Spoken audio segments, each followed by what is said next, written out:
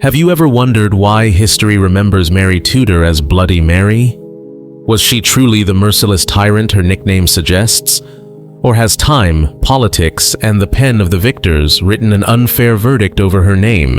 When we speak of the Tudor dynasty, we often picture a stage filled with stormy marriages, religious upheavals, and children pushed to the margins of power, only to reappear, against all odds, at the very center of history. But to understand Mary and Elizabeth I, two daughters of Henry VIII, two half-sisters born under the same roof, yet remembered as opposites, we must first return to the beginning. A kingdom scarred and fragile after civil war. In 1485, at the Battle of Bosworth Field, Henry Tudor defeated Richard III, closing the bloody chapter of the Wars of the Roses. The Tudor dynasty was born, though its foundation was as fragile as glass. Henry VII, the first Tudor king, spent his life fortifying the throne through marriage alliances and financial caution. When his son Henry VIII ascended in 1509, England was thrust into a new drama, louder, more ambitious, and far more ruthless. Henry VIII is remembered not only for his wars or his break with Rome, but for his marriages, 6 wives, 6 lives forever altered, and the children who bore the weight of their father's obsession with a male heir. Who would inherit the throne? That question haunted every decision he made. Among those children, only 2 daughters survived the storm: Mary, daughter of Catherine of Aragon, and Elizabeth, daughter of Anne Boleyn. Both were born at Greenwich Palace, 17 years apart. Both grew up in the shadow of their father's hunger for power, and yet their paths diverged into 2 strikingly different legacies. One remembered as a queen of iron, the other as a queen of lace. Mary's early years glowed with promise. Her father doted on her, calling her the pearl of the world. She was educated like a prince, skilled in languages, music, and statecraft. But her world collapsed when Henry cast aside her mother, Catherine, to marry Anne Boleyn. Rome was rejected, England broke from the Catholic Church, and Mary was stripped of her royal status. From princess to Lady Mary, from heir to outcast, her childhood became a crucible of humiliation, illness, and despair. Those scars hardened her spirit, forging a woman both devout and unyielding, but also deeply wounded. Elizabeth's story began differently. Born in 1533 to Anne Boleyn, she was celebrated as the promise of a new future. But only 3 years later, her mother was executed in the Tower of London, accused of treason and adultery. Elizabeth, too, was declared illegitimate. Yet, unlike Mary, Elizabeth grew up absorbing every lesson of survival: to watch, to remain silent, to keep her cards hidden until the right moment. And so, 2 daughters cast aside by their father eventually took the crown. Mary clung to Catholic faith with iron resolve, willing to burn heretics to protect the old religion. Elizabeth wrapped herself in the image of the Virgin Queen, ruling with charm, caution, and ambiguity. One sister left behind a legacy drenched in blood, the other, an era celebrated as golden. But if we only call Mary bloody and Elizabeth glorious, we risk falling into the very trap history has set for us. No life is ever so simple. Mary, often dismissed as a failure, laid important financial and trade foundations that helped England grow stronger. Elizabeth, praised for her long and skillful reign, also presided over brutal campaigns in Ireland and a kingdom still torn by religious strife. That is why this story bears the title Mary and Elizabeth I, Iron and Lace. Mary was iron, unyielding, heavy, and shaped by the fires of betrayal and faith. Elizabeth was lace, delicate, intricate, seemingly fragile, yet covering a heart of steel. Together, they embody the contradictions of an age when faith could both inspire and destroy. and when power was won not only by the sword, but by patience, cunning, and survival. For me, their stories are more than royal biographies. They are mirrors of the Tudor century, a time when politics was war by other means, when religion split nations apart, and when personal lives became matters of state. Today, I invite you to walk with me through this history.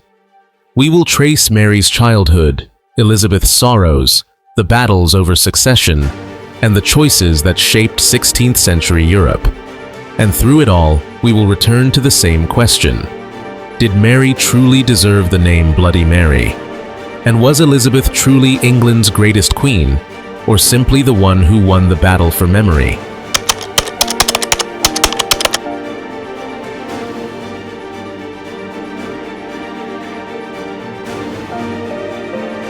Mary Tudor entered the world on February 18, 1516, in the royal palace of Greenwich.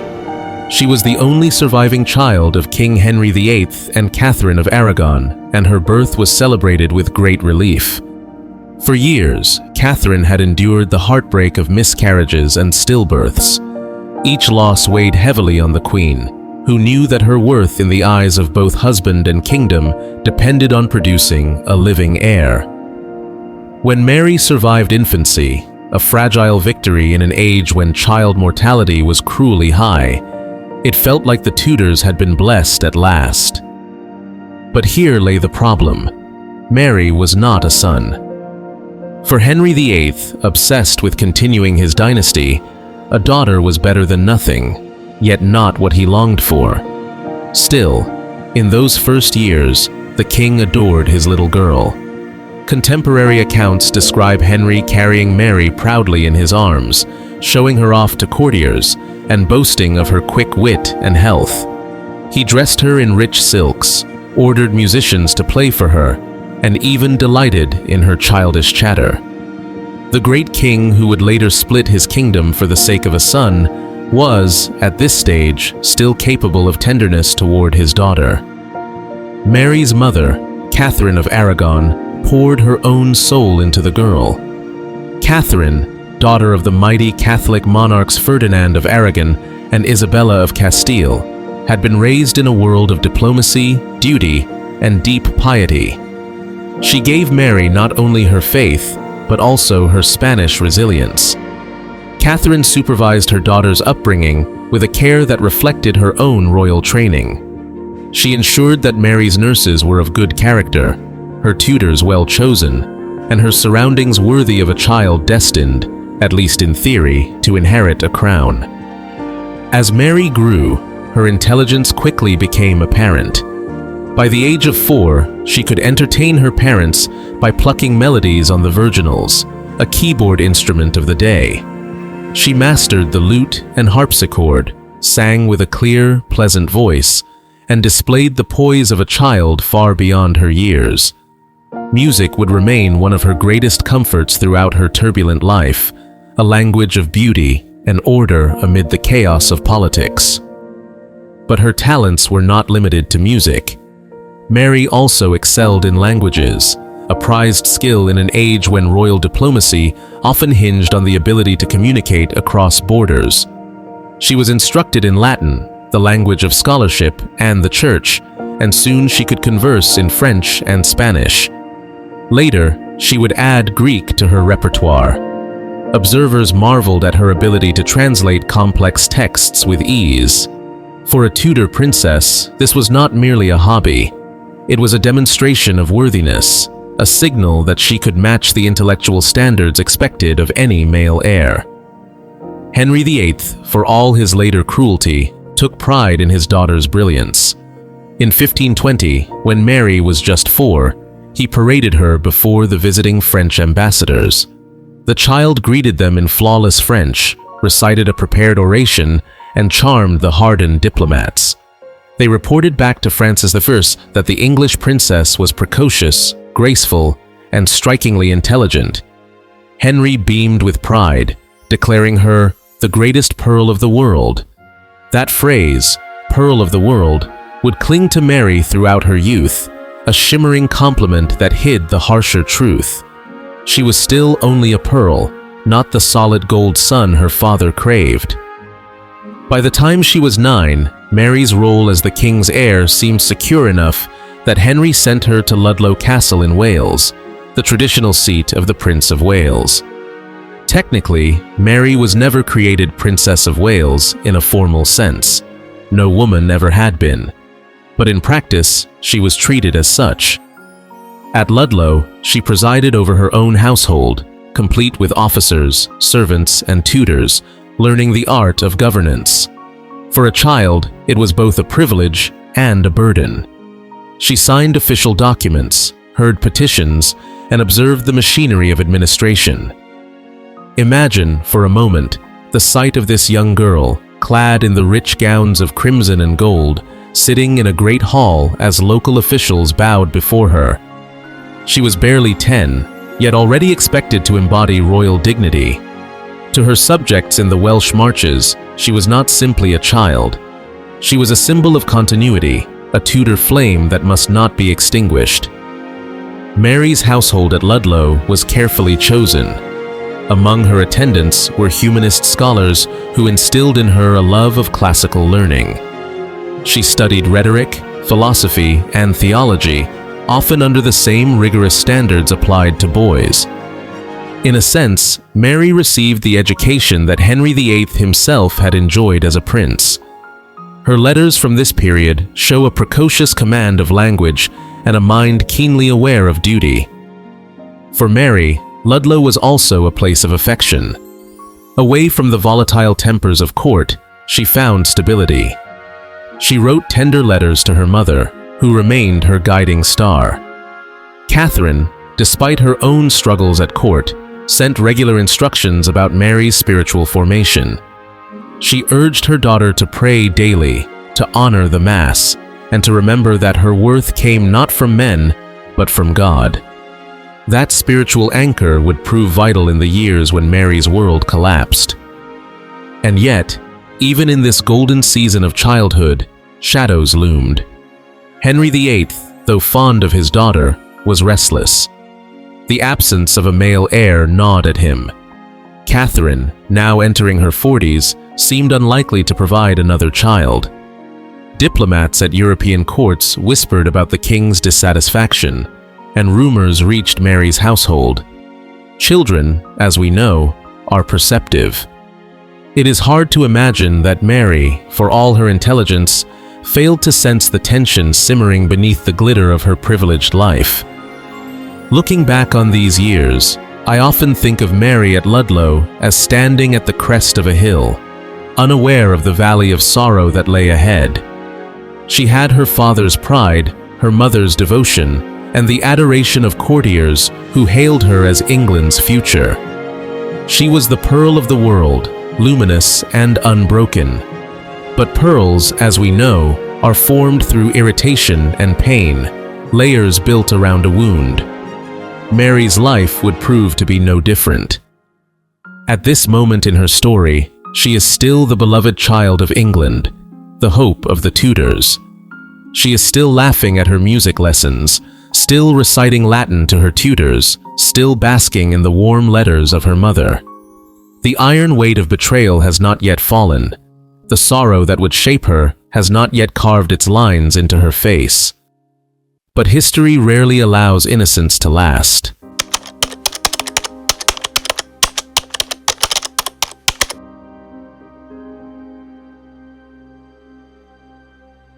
At court soon swelled into a thunderstorm that would shatter Mary's world.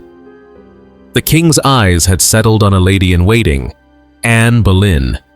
Unlike Catherine, Anne was young, clever, and sharp-tongued. She knew how to charm, but she also knew how to hold back. Henry, accustomed to having his desires fulfilled, was captivated by her refusal to yield without the promise of marriage. Anne became the spark for Henry's great matter, his demand that the Pope annul his marriage to Catherine so that he could marry again. For Mary, who adored her mother, the news was devastating. She was still only a teenager, yet old enough to understand what it meant. If the marriage was dissolved, she herself could be declared illegitimate. At court, loyalties began to split. Some supported Catherine, believing the marriage valid and sacred. Others, ambitious or fearful, aligned with Anne and the king's will. Mary watched as once friendly courtiers suddenly turned cold, and whispers about her legitimacy spread like poison through the halls of Greenwich. Catherine fought fiercely to defend her marriage. A proud Spanish princess, she insisted that she had been Henry's lawful wife and Mary his lawful heir. She even appeared before a public court in 1529, kneeling before Henry, begging him not just as a queen, but as a wife who had been faithful for 2 decades. Mary admired her mother's dignity, but she must also have felt the sting of helplessness, knowing her father's heart was already lost. The Pope delayed and hesitated, unwilling to provoke the powerful Spanish crown, yet equally wary of offending the King of England. As years dragged on, Henry grew more frustrated. Finally, in 1533, he acted on his own authority. With Thomas Cranmer as Archbishop of Canterbury, Henry's marriage to Catherine was annulled, and Anne Boleyn was crowned queen. The break with Rome had begun. For Mary, the consequences were immediate and brutal. She was stripped of her title of princess and reduced to Lady Mary.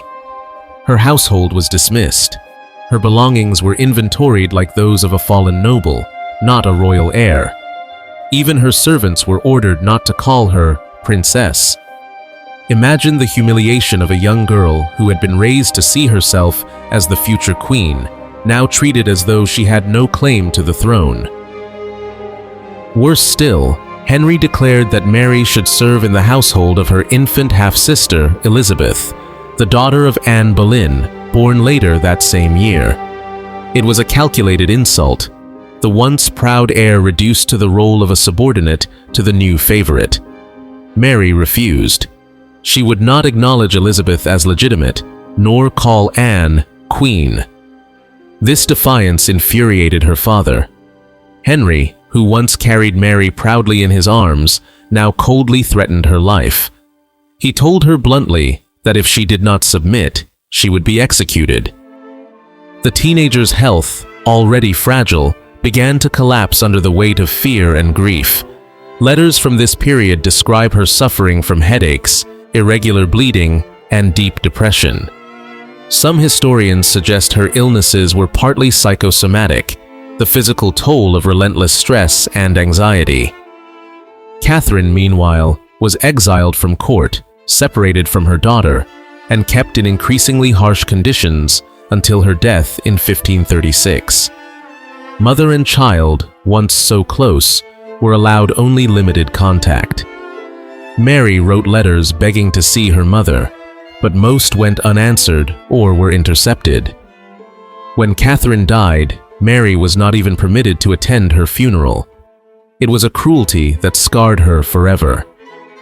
The religious implications of Henry's actions weighed heavily on Mary as well. Catherine had raised her in the devout traditions of Catholic Spain. To Mary, the break with Rome was not just a political maneuver, it was a crime against God. Her father, once defender of the faith, had now declared himself head of the Church of England, discarding papal authority. For Mary, this was unthinkable.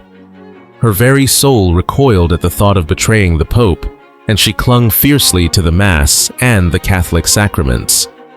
This devotion would later define her reign, but at the time, it marked her as a dangerous dissenter in her father's new order. One can only imagine the psychological toll of these years. A girl raised to be royal, taught to believe that her life had divine purpose, was suddenly told that she was a bastard, that her mother was no queen, and that her religion was treason. She lived in a limbo of identity, watched constantly, punished for her defiance, and yet unable to betray the two things she loved most, her mother and her faith. Looking back, I cannot help but see Mary's later severity, the iron hand with which she tried to restore Catholicism, as born from these wounds. A child humiliated and broken often grows into an adult who clings with desperate force to certainty, For Mary, that certainty was the Catholic Church. She could forgive almost anything, but never heresy, never betrayal of the faith that had been her only anchor when everything else was taken away. These years, then, were the true crucible of her life. They forged her not just into a queen, but into the figure we struggle to understand today: Bloody Mary. To her enemies, her later persecutions proved her cruelty.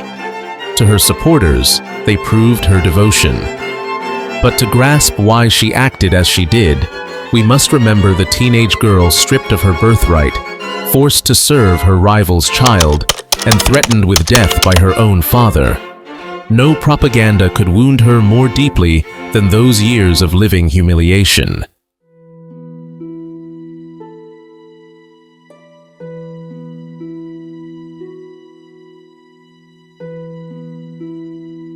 The years after Henry's break with Rome were the darkest Mary had yet known.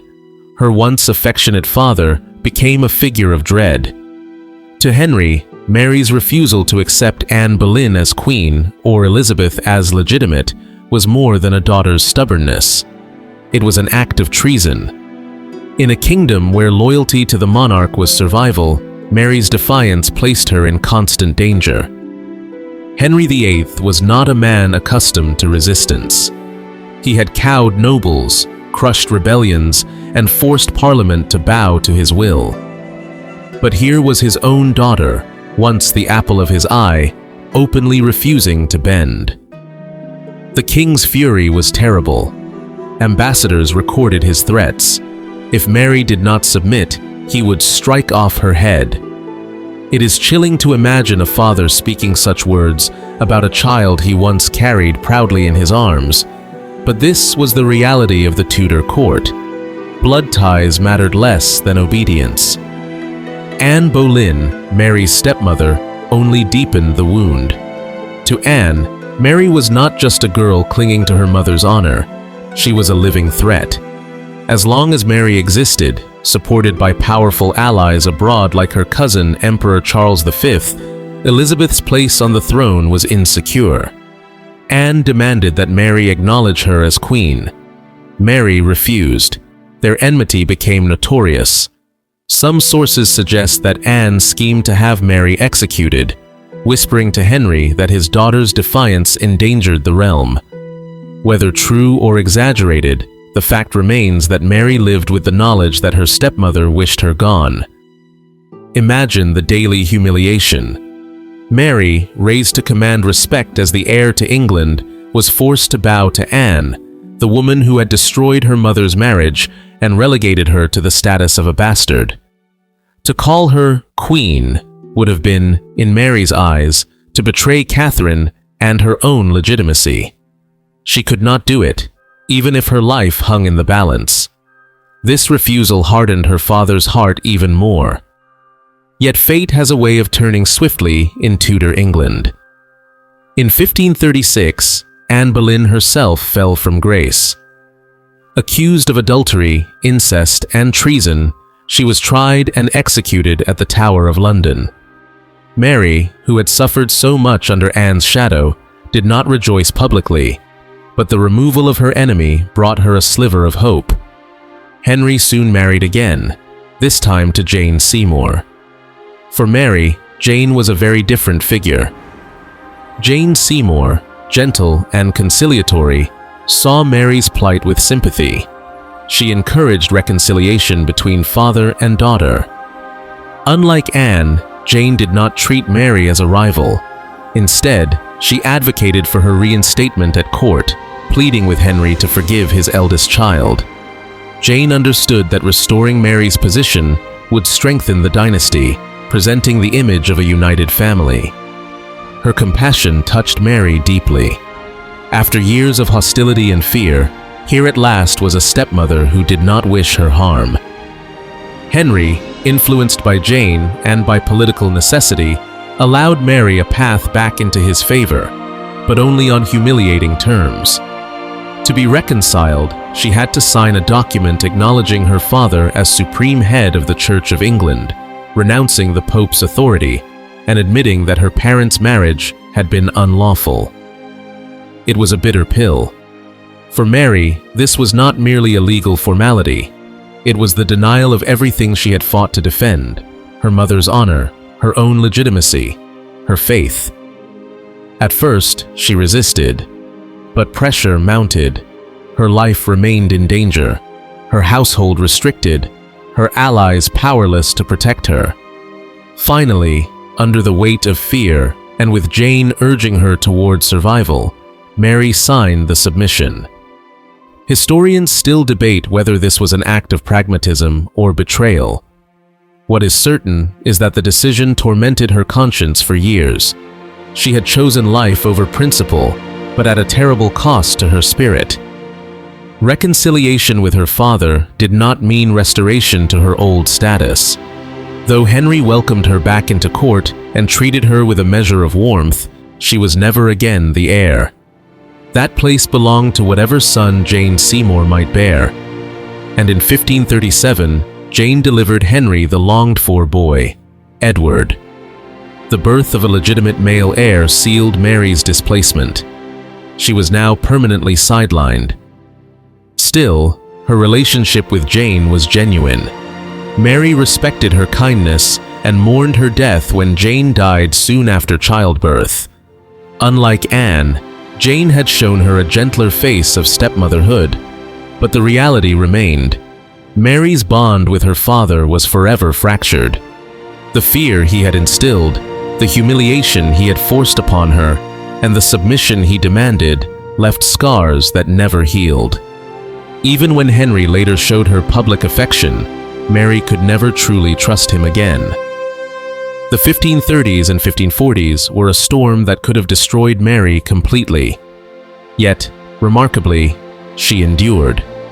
These decades saw not only the fall of Anne Boleyn, but also the rise and fall of successive queens, each reshaping the atmosphere at court. Mary had to navigate shifting loyalties, religious upheaval, and her father's unpredictable temper. Her survival required a delicate balance of caution, silence, and resilience. After Jane Seymour's death in 1537, Henry VIII married Anne of Cleves in a political alliance with German Protestant states. The marriage was short-lived and annulled after only 6 months. For Mary, the episode revealed once again how unstable her father's world had become. Each new queen meant a new set of expectations, new allies or enemies, and a new test of loyalty. She learned to observe, to bide her time, and to adapt just enough to avoid ruin. She rarely voiced her opinions, for in a court where words could mean life or death, silence was often the safest armor. When Catherine Howard, Henry's fifth wife, entered the scene, Mary watched cautiously. Catherine was young, reckless, and dangerously naive about court politics.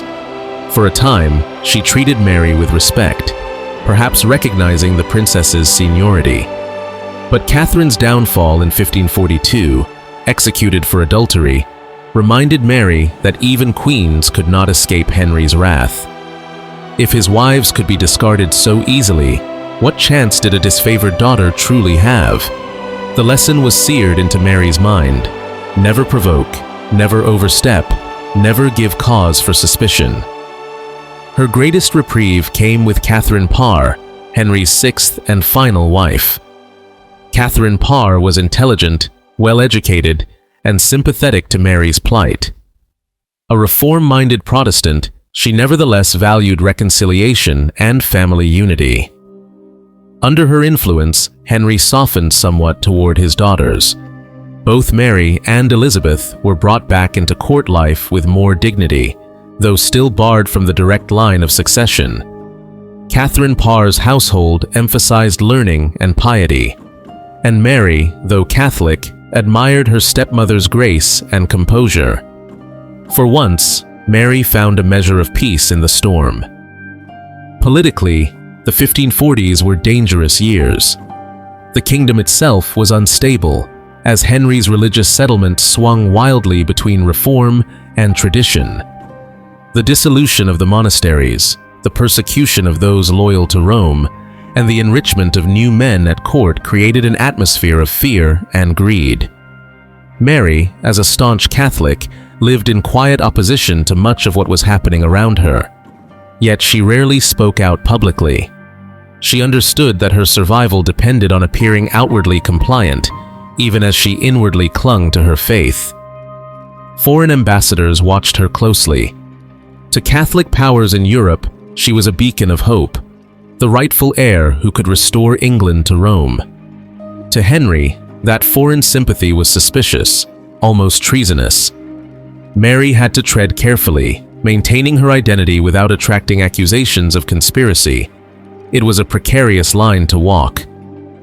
During these years, Mary's health continued to suffer. Stress, isolation, and the lingering effects of earlier trauma left her frequently ill. She endured bouts of fever, headaches, and irregular cycles that sometimes left her bedridden for weeks. Yet she did not disappear into weakness. She remained a visible presence, attending court functions when required, showing dignity and composure even when her position was tenuous. Her endurance in the face of physical and emotional strain was extraordinary. One striking aspect of this period is Mary's ability to survive by restraint. Others at court rose and fell, queens executed, nobles imprisoned, ministers disgraced. But Mary, despite her vulnerability, managed to outlast them. She avoided entangling herself in conspiracies, even when her Catholic sympathies might have tempted her to ally with dangerous factions. She knew that any misstep could cost her life. Instead, she played the long game, enduring humiliation for the sake of survival. Looking back, these years forged in Mary the habit of endurance that would define her reign. She learned to be patient, to wait out the tempests of fortune, to trust that time could bring reversals. She understood that she might be powerless in the moment, but not forever. When the wheel of fortune turned, as it inevitably did in Tudor England, she might yet rise again. By the mid-1540s, Mary's position was still fragile, but she had achieved something remarkable. She had survived the most perilous decade of her life. She had lived through the execution of Anne Boleyn, the deaths of Jane Seymour and Catherine Howard, the failed marriage to Anne of Cleves, and the turbulent politics of religious reform. And she had emerged alive, still clinging to her faith, still carrying herself with dignity. These years in the shadows were not wasted. They hardened Mary, but they also taught her restraint, calculation, and endurance. She learned that power often belonged not to the loudest or the most reckless, but to the one who could withstand humiliation without breaking. For Mary, survival was its own kind of victory, and it prepared her for the battles yet to come.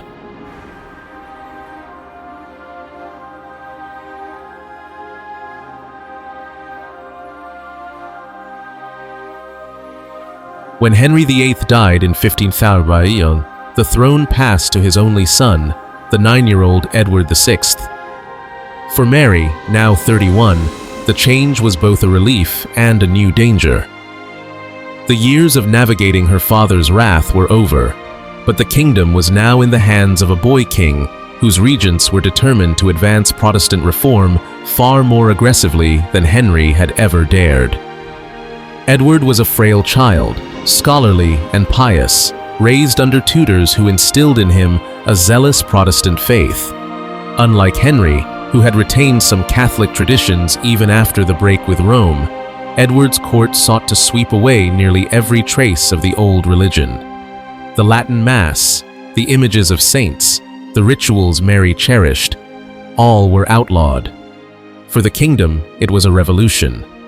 For Mary, it was a nightmare. Mary refused to abandon the faith of her mother. She continued to hear the Catholic Mass in her private chapels, defying the new laws. To her, this was not rebellion, but fidelity to God. She had endured humiliation and illegitimacy, but she would not surrender her soul. This defiance quickly made her a symbol. To Catholics across England, she became the living heir of the old faith, a Tudor princess who embodied resistance to heresy. Ambassadors from the Holy Roman Empire praised her courage. Ordinary English Catholics whispered prayers for her protection. Even abroad, she was seen as a potential savior who might restore England to Rome. But defiance came at a cost. Edward's regents, led first by his uncle Edward Seymour, Duke of Somerset, and later by John Dudley, Duke of Northumberland, pressed Mary to conform. She received letters commanding her to cease hearing Mass, to adopt the Book of Common Prayer, to recognize her brother's church as the true faith. Mary ignored them. Her chaplains continued to celebrate the Latin liturgy, sometimes under the protection of foreign ambassadors who claimed diplomatic immunity. The defiance infuriated the council, yet they hesitated to act too harshly. Mary was, after all, the king's sister and Henry VIII's daughter. To arrest or execute her might provoke rebellion, or worse, intervention from her powerful cousin, Emperor Charles V. Still, the conflict grew sharper. Edward himself, though still a boy, was not blind to his sister's defiance. Contemporary accounts describe a tense scene when the young king confronted Mary in person. He rebuked her for her stubbornness, demanding that she obey the law of the land. Imagine the spectacle. A boy of perhaps 15, thin and sickly, standing before his 34-year-old sister and scolding her like a disobedient child. Courtiers watched in silence. The exchange revealed not only the dramatic shift in power, but also the depth of Mary's isolation. Once the cherished daughter, she was now a solitary figure, chastised before the court for clinging to her faith. Mary's response was dignified but unyielding.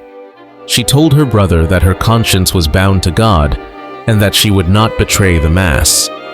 She was respectful but firm, unwilling to compromise. The moment exposed the widening gulf between them. Edward, the boy king molded by reformers, and Mary, the woman forged by humiliation and loyalty to Rome, stood on opposite sides of England's religious divide. Their clash was not merely personal, it was the embodiment of the nation's struggle between old faith and new. The council, wary of provoking Emperor Charles V, often backed down from harsher measures. Foreign policy was Mary's shield. As long as the empire loomed as a threat, the regents hesitated to touch her, but her position remained precarious. Spies reported on her every move. Priests loyal to her were harassed or arrested. She lived in constant fear that at any moment her protection might collapse. Yet her very defiance strengthened her reputation. Among Catholics, her courage inspired hope. People spoke of her in hushed tones, as if she were already a queen in exile within her own country. Among Protestants, she was a dangerous reminder that the old faith was not yet extinguished.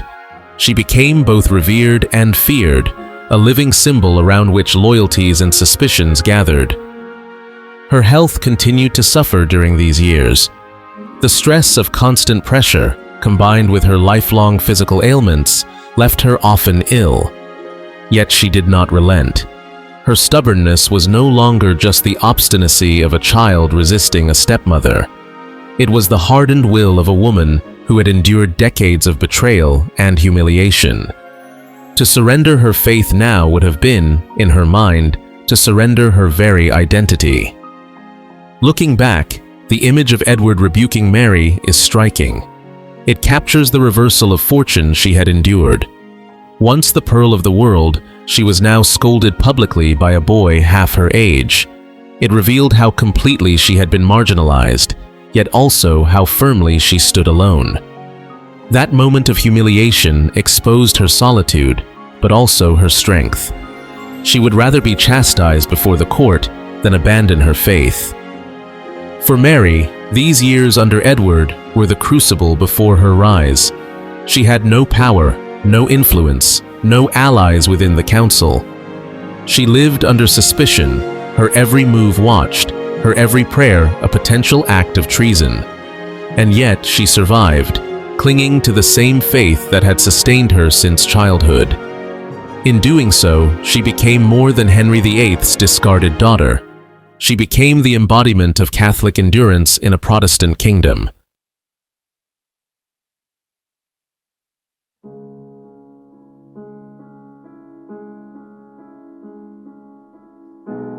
By the summer of 1553, the fragile boy king Edward VI lay dying. His short reign had been dominated by Protestant reform, guided by ambitious regents.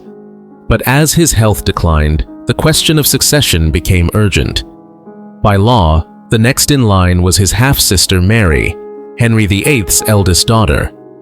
Yet to the Protestant establishment, this was unthinkable. Mary was a devout Catholic, determined to undo the religious changes of the past 2 decades. Her accession threatened everything Edward's advisors had built. Edward himself, though weak in body, was strong in conviction. Influenced by his counselors, particularly John Dudley, Duke of Northumberland, he feared that Mary's rule would drag England back under papal control. Determined to preserve Protestantism, Edward drafted what became known as his Devise for the Succession. In it, he bypassed both Mary and Elizabeth, naming instead his cousin Lady Jane Grey as his heir. Jane was the granddaughter of Henry VIII's younger sister, Mary Tudor, and thus a legitimate Tudor descendant, though with a far weaker claim than either of the king's daughters. She was also a committed Protestant, highly educated, modest, and obedient, a perfect figurehead for those who wished to secure the new faith. For Northumberland, she was also the key to his own power. By marrying Jane to his son Guilford Dudley, he positioned himself as the true power behind the throne. Edward's decision shocked many. To disinherit both Mary and Elizabeth was to defy Henry VIII's will, enshrined in statute.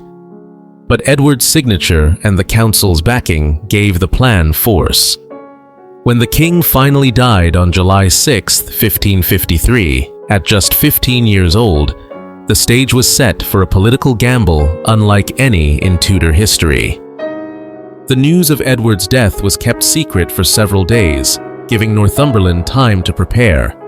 On July 10th, Lady Jane Grey was proclaimed queen. She was only 16, thin and pale, more scholar than ruler.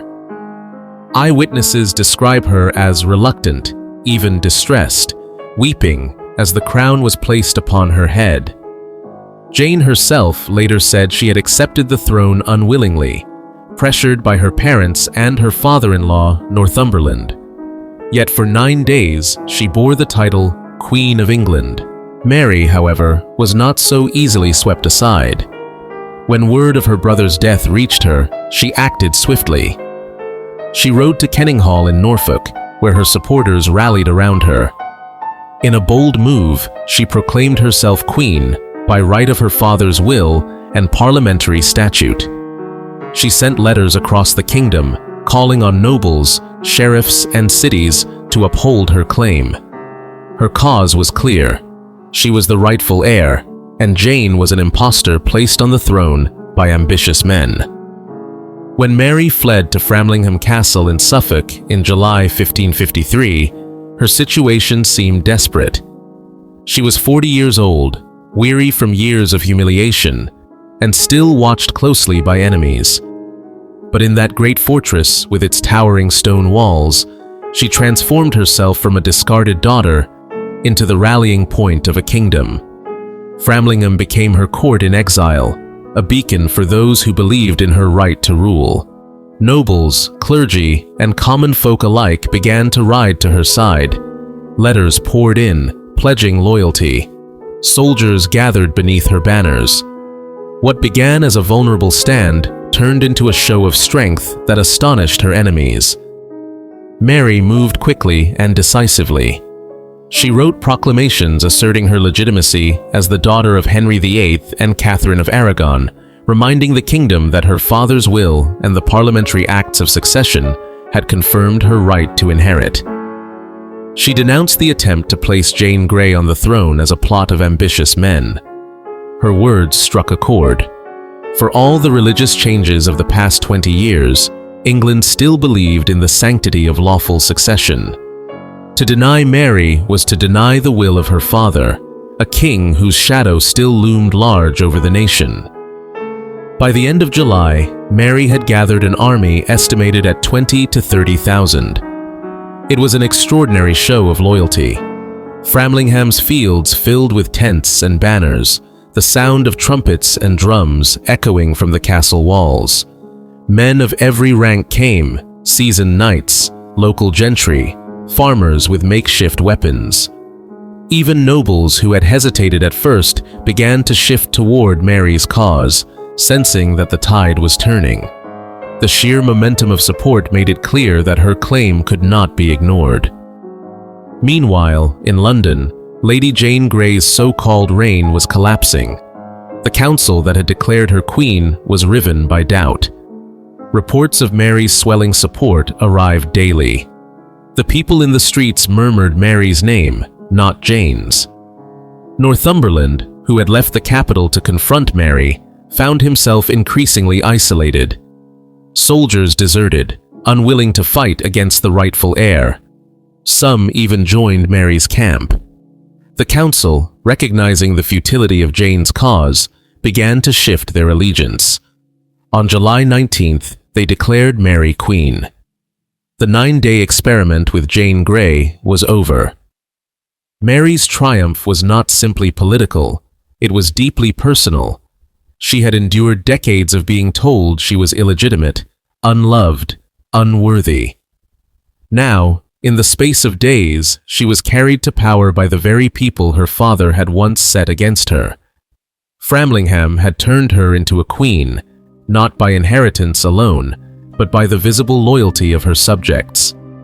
For a woman so often cast aside, the vindication was overwhelming. On August 3, 1553, Mary entered London. It was one of the most remarkable processions in Tudor history. Riding in a magnificent chariot, robed in purple velvet, she was surrounded by nobles and clergy who had hastened to acknowledge her. The streets were packed with cheering crowds. Bells rang from every steeple, bonfires blazed, and banners fluttered from windows. Eyewitnesses describe people weeping openly, falling to their knees as she passed, crying out, "God save Queen Mary!" After years of humiliation, she was greeted not with whispers of pity, but with thunderous acclaim.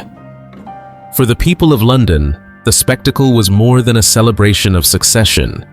It was a return to the old order. Beneath the cheers lay a powerful truth. Despite 2 decades of reform, England was still a Catholic country at heart. Most of its people still clung to the Latin Mass, the familiar rituals, the rhythms of devotion inherited from their ancestors. Mary represented not only legitimacy, but continuity. To support her was to defend the faith that had shaped their lives.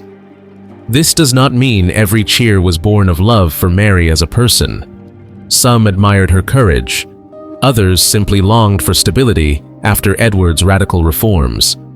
But at its core, the support she received revealed that England was not yet ready to embrace Protestantism fully. The hearts of the people still beat in time with Rome. Mary herself must have sensed this as she rode into the city. She had not won by sheer charisma alone, nor by the sword. She had won because her cause aligned with the deeper instincts of her kingdom. She was Henry VIII's true-born daughter, Catherine of Aragon's child, and the embodiment of the Catholic faith that most of her people still cherished.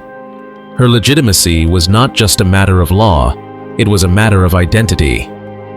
At the Tower of London, she ordered the release of imprisoned nobles who had been locked away under Edward's regime, including her cousin, Edward Courtenay.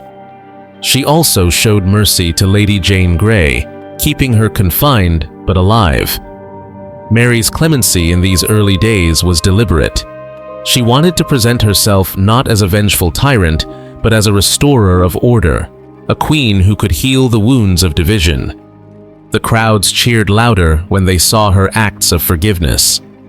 It was as if the realm had been given back its mother, not merely its monarch. Yet beneath the celebration, danger lingered. Jane Grey's existence was a threat.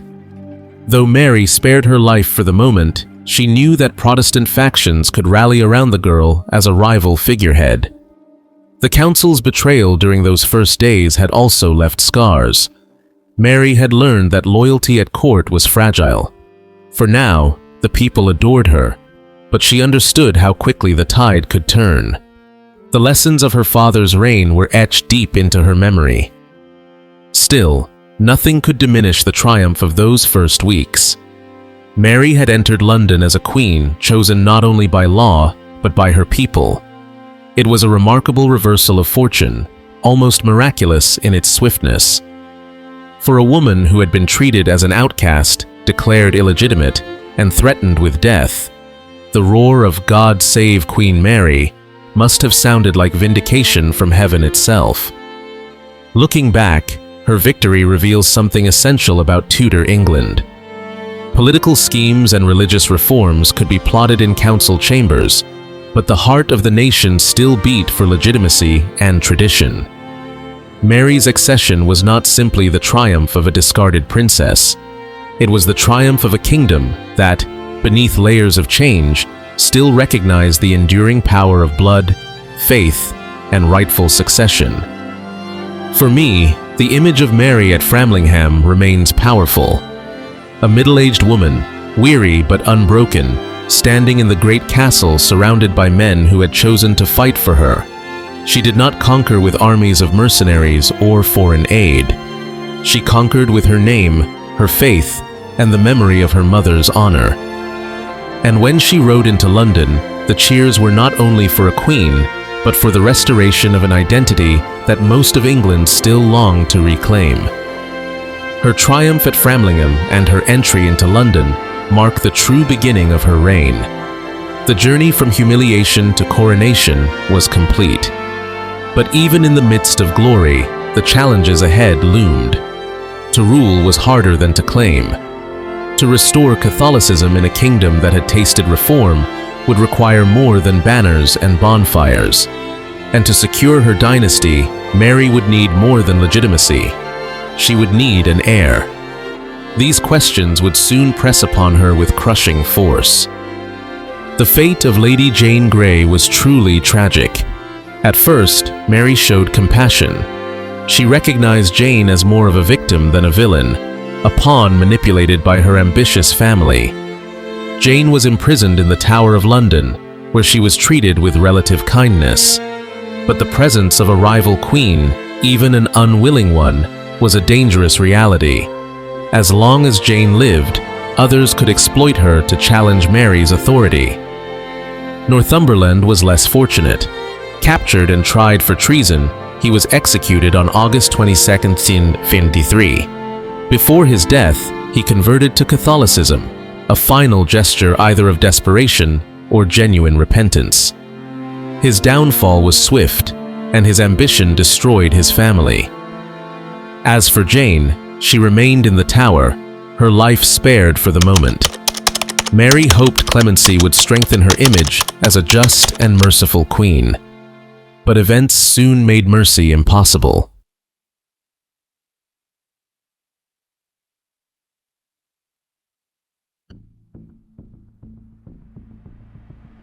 When Mary ascended the throne in July 1553, one of the most urgent challenges she faced was not religion, but the dire financial situation she had inherited. In the final decades of Henry VIII's reign, extravagance and costly wars with France and Scotland had pushed the treasury to the brink of bankruptcy. The dissolution of the monasteries had provided the crown with an immense short-term windfall, but that wealth was quickly squandered on military campaigns and lavish spending. By the time of Edward VI, the problem had grown worse. Repeated debastements of the coinage left only a thin layer of silver covering a copper core, destroying confidence in the currency and driving prices sharply upward. Ordinary people, especially farmers and craftsmen, felt the heavy burden of inflation, while merchants lost faith in the strength of English money. Mary, who had inherited prudence and a sense of financial management from her mother, Catherine of Aragon, understood that no stable reign could stand on an empty treasury. From the very beginning, she and her council initiated ambitious reforms. First, she sought to cut wasteful court expenditures and reorganize tax collection. Land and customs taxes, long collected unevenly and often siphoned away by local officials, were now brought under tighter control. Mary also authorized a comprehensive survey of revenues from crown lands to establish the true value of royal income rather than rely on estimates. Though arduous, this work laid the foundations of a financial system that Elizabeth I would later inherit and strengthen. A key feature of Mary's reforms was her determination to restore monetary stability. She halted further debasement of the currency and set plans in motion to gradually withdraw the corrupted coins and remint them with pure silver. Though Mary herself did not live long enough to see the policy's completion, this measure restored confidence in the English pound in the decades that followed. Here one sees a stark contrast with her father. Instead of wasteful spending and war, she chose prudence, reform, and sustainability. Alongside repairing the treasury, Mary recognized that England could not rely solely on agriculture and domestic taxation. In the 16th century, the strength of a nation was measured not only by land, but also by its ability to participate in maritime trade and to exploit new sea routes. European powers like Spain and Portugal had already reached the Indian Ocean, the Americas, and Africa, bringing back gold, silver, spices, and vast profits. England, despite its seafaring traditions, was still considered a latecomer in the global maritime race. Mary was determined to change that. In 1555, she granted a charter establishing the Muscovy Company, the first joint stock company in English history. This was a groundbreaking innovation. Instead of relying solely on royal funds, the company drew capital from multiple investors, merchants, nobles, even courtiers, who shared both risks and profits. At its head was Sebastian Cabot, the veteran explorer and navigator who had previously taken part in voyages to the New World. The Muscovy Company was granted exclusive trading rights with Russia and the Baltic, opening England's first official gateway to the East. The significance of the Muscovy Company went beyond trading cloth, tin, or wool in exchange for Russian furs, beeswax, and timber. It established a new principle. England could and must expand into overseas commerce on its own terms. This was the beginning of the system of monopoly trading companies that later formed the backbone of the British Empire, with famous successors such as the East India Company. Mary, though often remembered as Bloody Mary for her religious persecutions, was also the monarch who laid the first brick in England's global commercial edifice. In addition to supporting the Muscovy Company, Mary encouraged cartographers and sailors to chart new routes, and she sponsored expeditions along the coast of Africa, where the Portuguese had already secured dominance. Though small in scale compared to Spain's ventures, these efforts revealed her determination. England would no longer remain a backward nation on the margins of maritime trade, but would seek its own paths forward. Significantly, Mary did not pursue these maritime ambitions blindly. She drew lessons from Spain, the land of her mother's heritage.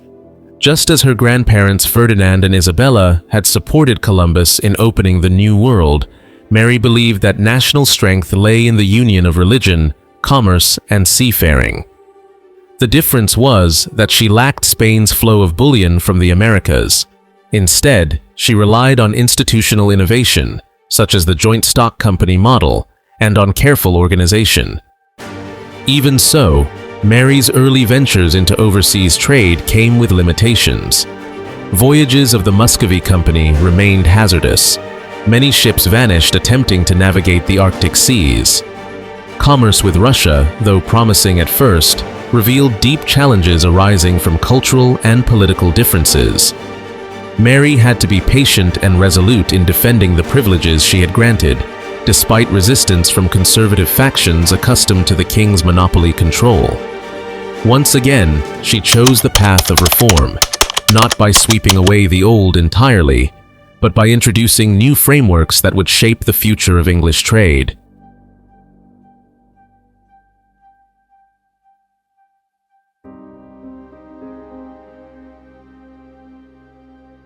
When Mary Tudor ascended the throne in 1553, she inherited not only a divided kingdom, but also a treasury dangerously close to collapse. Her father, Henry VIII, had squandered the careful financial stability built by his own father, Henry VII. Vast sums had been poured into wars with France and Scotland, and the dissolution of the monasteries had provided only a temporary windfall. By Edward VI's reign, the crown's coffers were hollowed out. The debasement of coinage had eroded confidence, with silver pennies reduced to thinly plated copper discs. Inflation surged, the poor suffered, and government debts mounted. To be queen was not only to govern, but to pay the bills of a realm on the brink of bankruptcy. Mary faced this crisis with determination. Though she is remembered in popular history for her religious zeal, her financial measures were pragmatic, cautious, and forward-looking. She ordered a reassessment of crown lands, cutting waste and reclaiming lost revenue. Taxes were reorganized, collections streamlined, and dishonest officials dismissed. She also commissioned surveys to better understand the kingdom's economic condition, including the famous exchequer reforms that would lay the groundwork for Elizabethan prosperity. It was not glamorous work, and certainly not the stuff of popular legend, but these policies were essential. Without a solvent state, no queen could endure. Mary also understood something that few monarchs of her generation grasped. England's future wealth lay not solely in agriculture or continental wars, but upon the sea. Across Europe, the Age of Discovery had reshaped the map of trade. Spain and Portugal had carved vast empires stretching from the Americas to Asia, while Venice still dominated Mediterranean commerce. If England wished to remain more than a minor island power, it needed to look outward. Here, Mary showed surprising vision. In 1555, she granted a royal charter to the Muscovy Company, the first joint stock company in English history. At its head stood Sebastian Cabot, an Italian-born navigator who had long served the Tudors. The company was tasked with seeking a northeast passage to Asia by sailing around the Arctic coasts of Russia. Though the frozen seas defied such ambitions, the venture was far from a failure. English ships reached Muscovy, establishing trade with Tsar Ivan IV. Timber, furs, and other northern goods began to flow to England, while cloth and manufactured goods traveled east. It was a modest beginning, but a historic one, the first step in England's rise as a maritime trading power.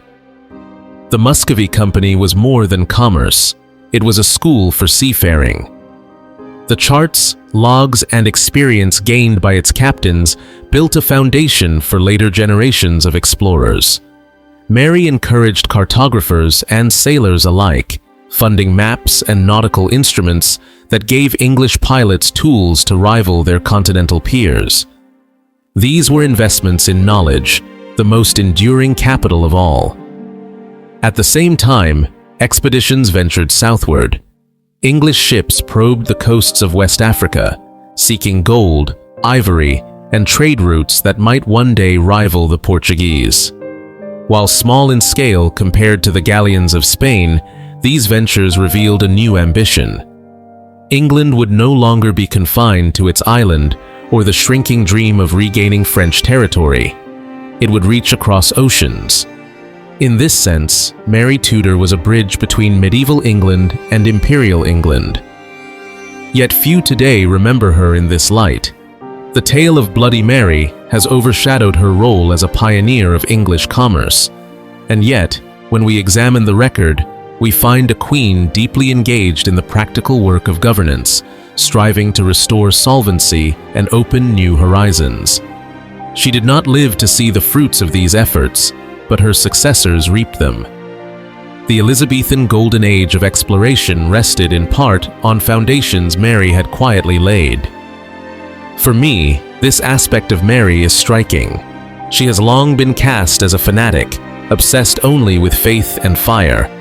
But behind the veil of propaganda lies a woman shaped by hardship, who understood that survival required not just prayer, but prudent administration. She had inherited a broken system and tried, within her brief reign, to mend it. She lacked the time and, perhaps, the charisma of her sister Elizabeth, but she possessed a certain tenacity. Even in economics, she was her mother's daughter, Catherine of Aragon, the Spanish queen who had managed armies and accounts with equal resolve. Of course, not all was smooth. The reforms took time to bear fruit, and Mary herself would not live to see recovery.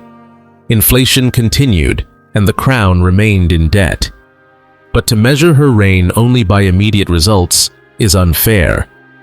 She charted a new course, one that would prove decisive for England's destiny. She was, in this respect, not merely the queen who burned heretics, but the queen who set sail toward empire. It is easy, centuries later, to separate religion from economics, as though the one belonged to the heart and the other to the ledger. For Mary, they were inseparable. To her, restoring Catholic worship and restoring financial order were both acts of healing a wounded kingdom. Just as her people needed the Mass, so too did they need coinage they could trust. Just as the altar required rebuilding, so did the treasury. In this fusion of faith and pragmatism, we glimpse the complexity of her character. When the first ships of the Muscovy Company returned to London with their cargoes, I imagine Mary standing on the docks, watching. Here was proof that her policies had begun to bear fruit, that England might yet claim a place among the nations of trade.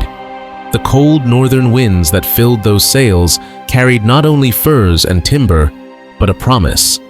The promise that England could look beyond its shores. That promise would outlast her. And so, in the story of Mary's reign, the Muscovy Company deserves a place alongside the fires of Smithfield. One is remembered in shame, the other largely forgotten. Yet both belong to her legacy. For England is not only the sum of its martyrs, but also of its merchants. And Mary Tudor, queen against the odds, played her part in both.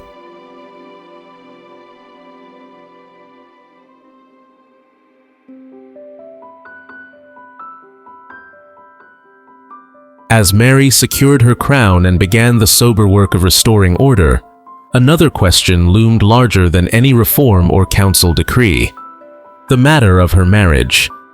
At 40, Mary was unmarried and childless. Without an heir, the Tudor dynasty risked ending with her, and the kingdom could be plunged once more into the chaos of disputed succession. To secure her throne and the Catholic future she envisioned for England, she needed a husband, and quickly. But who could marry a queen? The choice was not a matter of private romance. It was a question of state, balancing the interests of nobles, people, and foreign powers. Some urged her to choose an English noble, someone who could anchor her reign in domestic loyalty. Others argued for a foreign prince, who could bring military and diplomatic strength. Mary herself leaned toward a match that would reinforce her Catholic mission. Her eyes turned to the greatest Catholic power in Europe, Spain. In 1554, she announced her intention to marry Philip of Spain, son of Emperor Charles V. Philip was young, handsome, and ambitious, though at 27, he was more than a decade Mary's junior. For her, the marriage represented not only a chance to produce an heir, but also to cement England's alliance with the Habsburgs, guardians of Catholicism across Europe. To her people, however, the news landed like a thunderclap. Many Englishmen recoiled at the prospect of a Spanish king consort. Memories of foreign domination lingered, and fears ran rampant that England would become a satellite of the Spanish Empire. Pamphlets and ballads spread through the streets, warning that Spanish soldiers would flood the land, that English wealth would be drained to Madrid, that even the laws of England might be rewritten in a foreign tongue. For Protestants, the marriage was more terrifying still, the prospect of Catholic tyranny backed by the might of Spain. Parliament reflected this unease. Mary had to negotiate fiercely to secure acceptance of the match. Ultimately, terms were set. Philip would be styled King of England, but would rule only alongside Mary. He would hold no independent authority, and England would not be dragged into foreign wars at Spain's command. Yet suspicion remained. No matter the legal safeguards, many feared that once Philip set foot in England, Spanish influence would overwhelm the realm. Mary, however, was resolute. For her, the marriage was God's will and England's salvation. She longed not only for an heir, but also for companionship. Years of loneliness had left her hungry for affection, and in Philip she imagined both a partner and a champion. She ordered preparations for the wedding, even as murmurs of rebellion began to stir. In January 1554, before Philip had even arrived, opposition flared into open revolt. Sir Thomas Wyatt, a Kentish gentleman, led a rising against the Queen. His cause was simple: to prevent the Spanish marriage. The rebellion drew together a motley alliance of Protestants, nationalists, and nobles, fearful of losing influence. It was less a coordinated conspiracy than a surge of anxieties crystallized into action. Yet it was dangerous all the same. Wyatt's forces marched toward London, gaining support as they went. Panic gripped the city. For a moment, it seemed Mary's reign might collapse barely months after it had begun. Advisors urged her to flee the capital, to seek safety in the countryside. But Mary, displaying the iron resolve that had carried her through Framlingham, refused. She rode to the Guildhall, where she addressed the citizens of London in a speech that electrified her audience. She declared herself their queen by right of blood and law, vowed never to betray their liberties, and called upon them to stand with her against treason. Her courage stirred the people. Loyalty to Mary rallied, and the city prepared to resist. When Wyatt reached the gates of London, he found them barred and the citizens defiant. His forces faltered, discipline broke, and the rebellion collapsed. Wyatt was captured and later executed, his head displayed as a warning. The rebellion that had threatened to topple Mary instead revealed her strength. In the crucible of crisis, she had stood firm, and her people had answered. For a moment, her authority was secured. Yet, the rebellion left scars. Suspicion fell upon her half-sister Elizabeth, who many believed had been the focus of conspirators' hopes.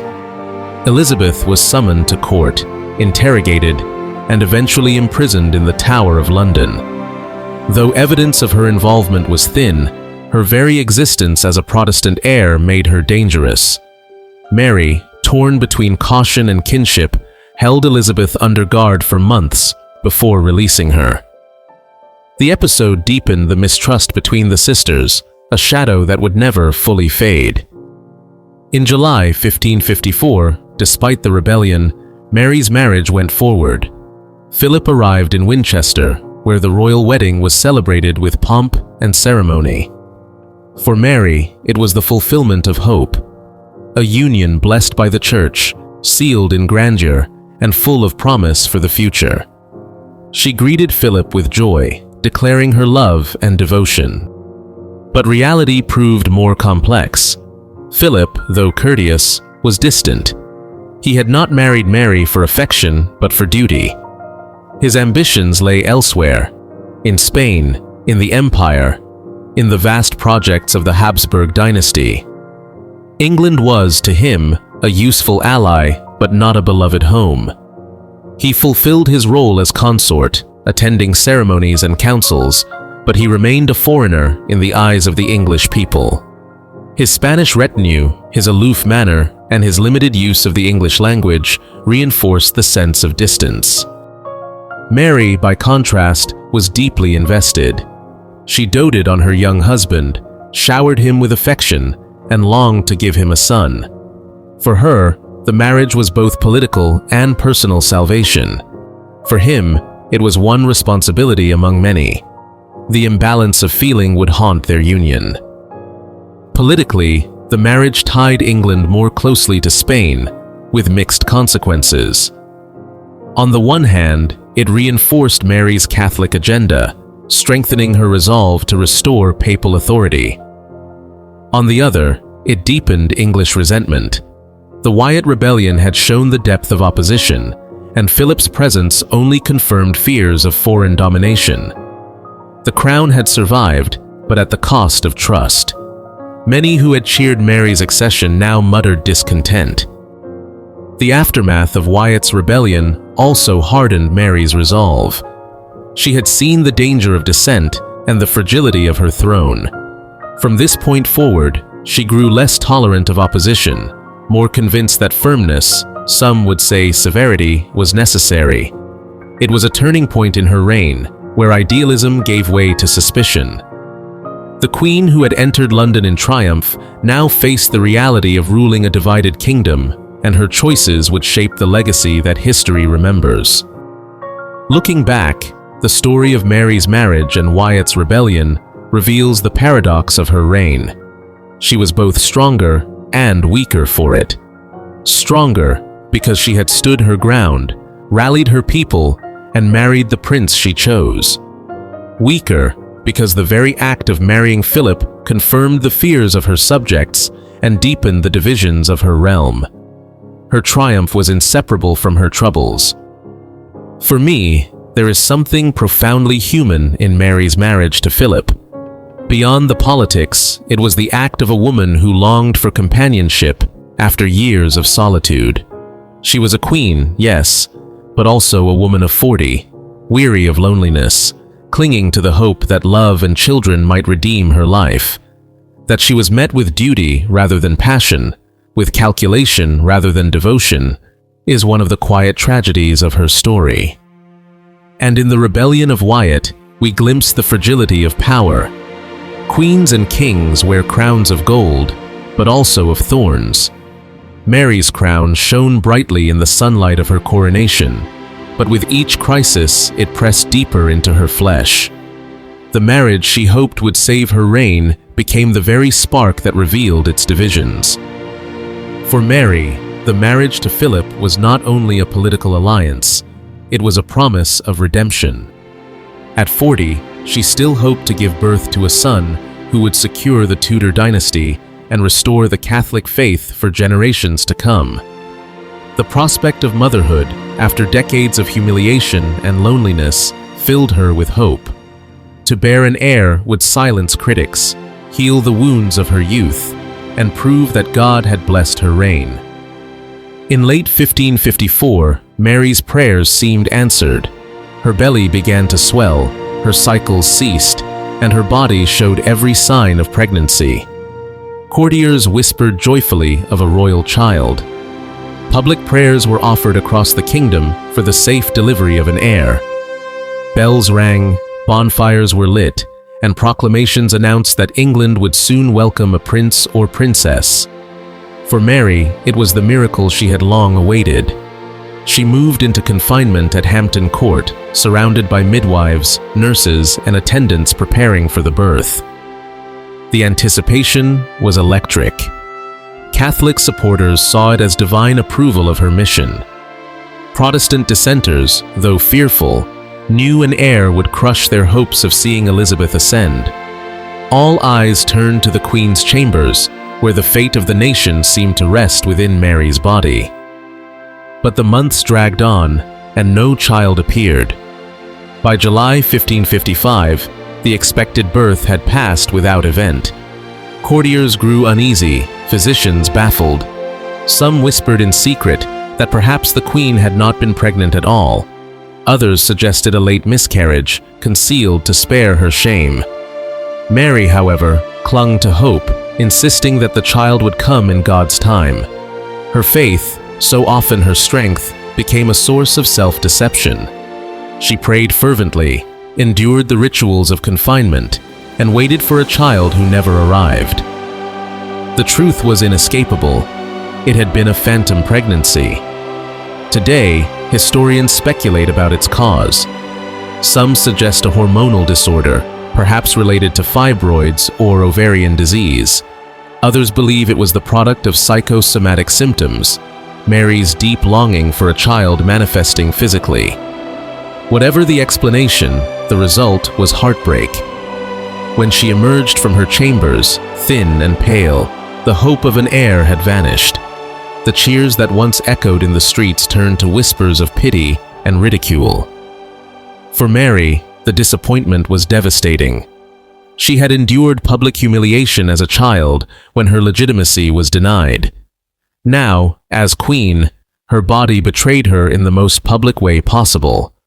The promise of salvation, motherhood, had dissolved into mockery. Her enemies seized upon it as proof that God did not favor her reign. Protestants claimed it was divine judgment. Even some of her Catholic supporters struggled to interpret the cruel twist of fate. Mary's sorrow was compounded by her relationship with Philip.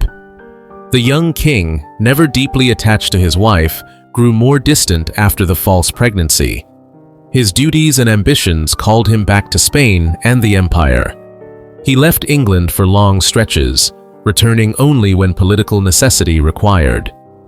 Mary, left alone, wrote him letters filled with affection and longing.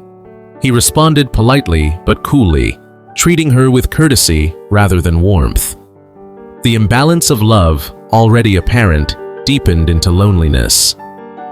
In 1557, Mary again believed herself pregnant. Once more, her belly swelled, her cycles ceased, and she prepared for confinement. Once more, the kingdom prayed and waited. And once more, no child was born. This time, the illusion ended not in pity, but in scorn. Courtiers no longer celebrated openly. The people, weary of disappointment, whispered that their queen was deluded. The hope that had once lifted the nation now made her appear tragic, even pathetic.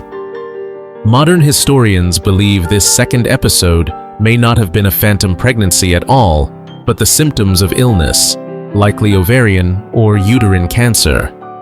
Indeed, the disease that would soon claim Mary's life was already beginning its work. But in her own time, the failed pregnancies seemed like cruel jokes played upon a woman whose greatest longing was denied. Each disappointment widened the gulf between queen and people. The consequences went beyond personal sorrow. Politically, the absence of an heir was catastrophic. Without a child, Mary's vision of a restored Catholic England died with her. Elizabeth, her Protestant half-sister, remained next in line. Every failed pregnancy was not merely a personal tragedy, but a national crisis. The court knew it, the people knew it, and Mary herself knew it all too well. The weight of these disappointments pressed heavily on her spirit. Her reign, once greeted with joy and bonfires, became overshadowed by gloom. The people who had cheered her entry into London now murmured about God's displeasure. Her devotion to Philip, unreciprocated, made her appear weak in the eyes of many. Her reliance on Spain deepened suspicions that she was more Spanish than English, and her attempts to enforce Catholic orthodoxy grew harsher, as if severity could compensate for the absence of an heir. For me, these phantom pregnancies reveal the most human side of Mary. Beneath the crown and the controversies was a woman who longed for love and children, who believed with all her heart that motherhood would redeem her. When that dream dissolved, she turned more fiercely to the one certainty she had left, her faith. If God denied her a child, she would at least give him a kingdom loyal to Rome. But the cost of that devotion was the growing alienation of her people, who saw in her severity not piety, but tyranny. It is tempting to see these years as only tragedy. Yet they also expose the cruelty of her world. Mary was judged not for her policies or her courage, but for her womb. Her worth, in the eyes of many, lay in her ability to bear a son. When she could not, she was mocked, pitied, and dismissed. The same people who had cheered her triumph at Framlingham now whispered doubts about her very purpose as queen. By the end of 1557, Mary was a woman deeply wounded. Her body had betrayed her husband had distanced himself, and her people had grown restless. The phantom pregnancies had not only broken her heart, they had reshaped her reign. From this point forward, Mary ruled less with hope and more with fear. Her policies grew sharper, her punishments harsher, her reliance on religion more absolute. She was still queen, but the gap between sovereign and subject had widened into a chasm. Looking back, I cannot help but feel sympathy for her. We remember her as Bloody Mary, the queen of fire and execution. But here we glimpse a woman whose greatest cruelty came not from her heart, but from her fate. Deprived of love, denied of children, mocked by her people, she turned to faith as her only anchor. In her phantom pregnancies, we see not just the queen, but the lonely woman beneath the crown, carrying the weight of disappointment heavier than any jewel of state.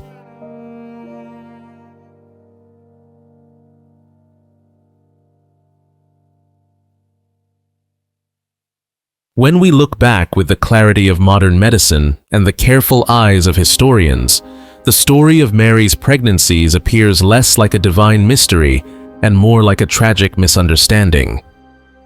In her own lifetime, her supposed pregnancies were treated as fact. The swelling of her belly, the cessation of her cycles, her insistence that she felt life stirring inside her, all convinced her courtiers and even foreign ambassadors that an heir was on the way. The nation prepared, prayed, and waited. But in truth, the miracle child never came. Historians today generally agree that Mary experienced only one genuine phantom pregnancy. The first, in 1554 to 1555, soon after her marriage to Philip. It fits the symptoms precisely: psychosomatic changes, bloating, missed cycles, the hopeful conviction of a woman so desperate for motherhood that her body seemed to conspire with her mind. Phantom pregnancies were not uncommon in an age without reliable medicine, and Mary's intense emotional longing made her particularly vulnerable. The second pregnancy of 1557, however, is harder to explain as illusion. By then, Mary was older, more frail, and increasingly unwell. Her supposed symptoms coincided with what we now recognize as the hallmarks of uterine or ovarian cancer: abdominal swelling, irregular bleeding, and profound fatigue. Rather than a second phantom child, it was likely the early stage of the disease that would kill her just a year later. The queen, convinced that God would grant her an heir if she remained faithful, interpreted illness as new life. The tragic irony is that what she believed to be a child was actually her own death growing inside her. This distinction matters. For centuries, Mary's reputation has been clouded by the image of a delusional queen who fooled herself twice, a woman too blinded by longing to see the truth. Yet modern analysis suggests that she was not mad or foolish, she was sick. The second false pregnancy was not a product of her imagination, but a symptom of fatal illness. To see her not as pathetic, but as tragically misdiagnosed reshapes our understanding. For me, this nuance is essential. It strips away some of the cruel caricature that history has layered upon her.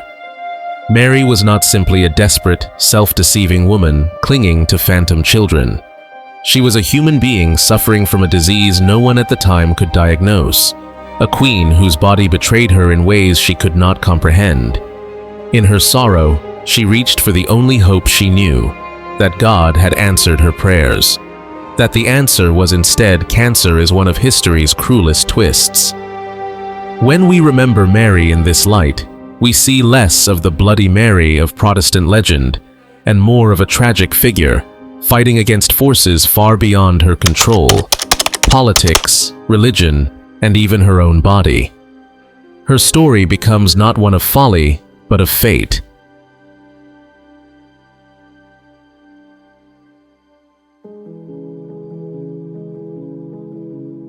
Mary's vision for her reign was clear from the beginning.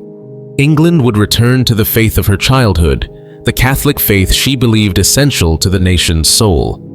To her, this was not merely politics, but salvation. A kingdom cut off from Rome was, in her eyes, a kingdom cut off from God, and a queen who tolerated heresy would be a queen complicit in damnation.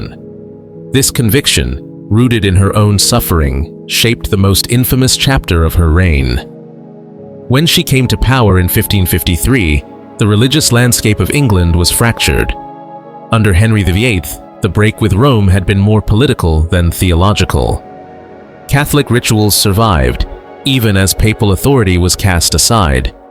But Edward VI's regents had gone much further, enforcing the Book of Common Prayer, abolishing the Mass, and promoting radical Protestant reforms. By the time of his death, Protestant ideas had spread widely among clergy, gentry, and townspeople. Mary inherited a kingdom in which the old faith still dominated rural parishes, but reform had taken root in cities and universities. The divide was deep and dangerous. Mary moved swiftly. In October 1553, only weeks after her coronation, she announced her intention to restore papal authority. She repealed Edward's religious laws and brought England back into communion with Rome. The return was formalized in 1554, when Cardinal Reginald Pole, appointed as papal legate, absolved the realm of its schism.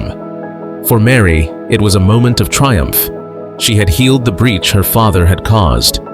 England, at least officially, was once more Catholic.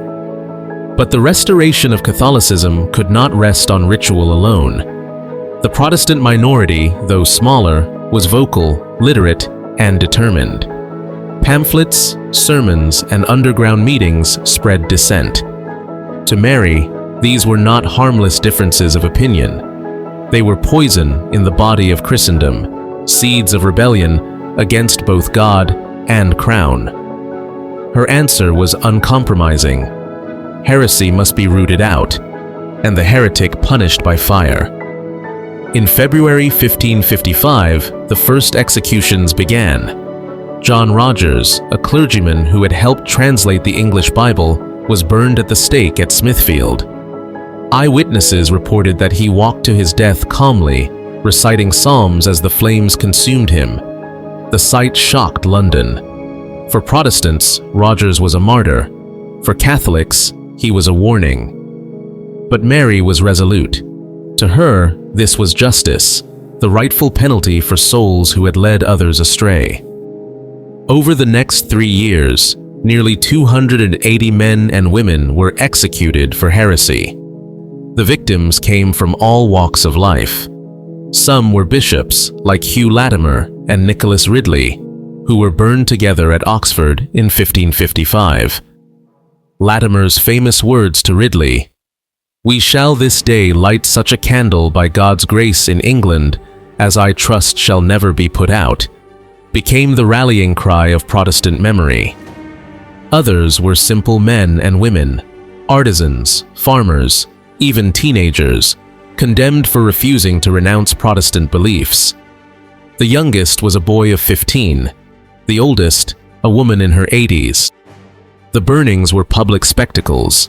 Stakes were erected in marketplaces, churchyards, and city squares. Crowds gathered, some jeering, some weeping, all watching as men and women were chained, faggots piled high, and fire set to the wood.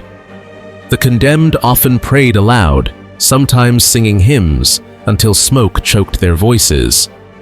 To the authorities, the spectacle was didactic, a theater of terror meant to warn the wavering and reinforce Catholic orthodoxy.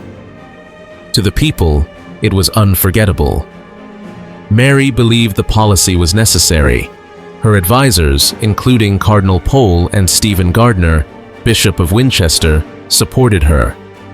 They argued that leniency would only encourage rebellion, while firmness would restore unity.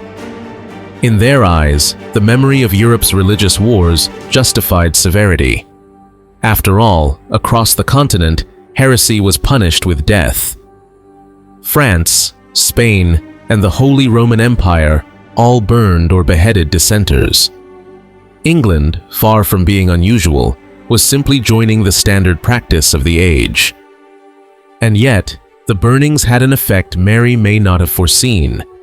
Rather than cowing Protestants into submission, they created martyrs. Stories of courage spread quickly. Pamphlets circulated, smuggled and copied, recounting the steadfast faith of the condemned. John Foxe, in his later Book of Martyrs, immortalized these tales, engraving them into Protestant memory for generations. Every flame that rose at Smithfield or Oxford lit not only the pyre, but also the imagination of dissenters. Instead of extinguishing heresy, Mary's fires gave it fuel. The policy also alienated ordinary people. Even those who remained Catholic often recoiled at the cruelty.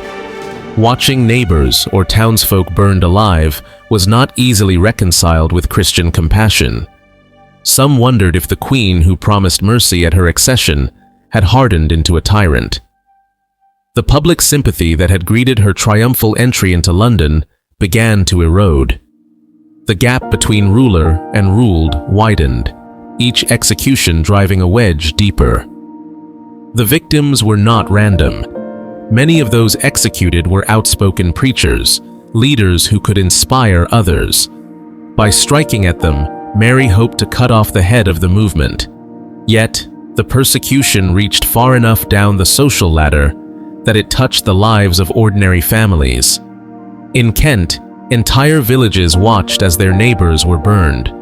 In London, markets that had once been lively were haunted by memories of smoke and screams. The horror seeped into daily life. Why did Mary persist, even as the policy seemed counterproductive? To understand, we must see through her eyes.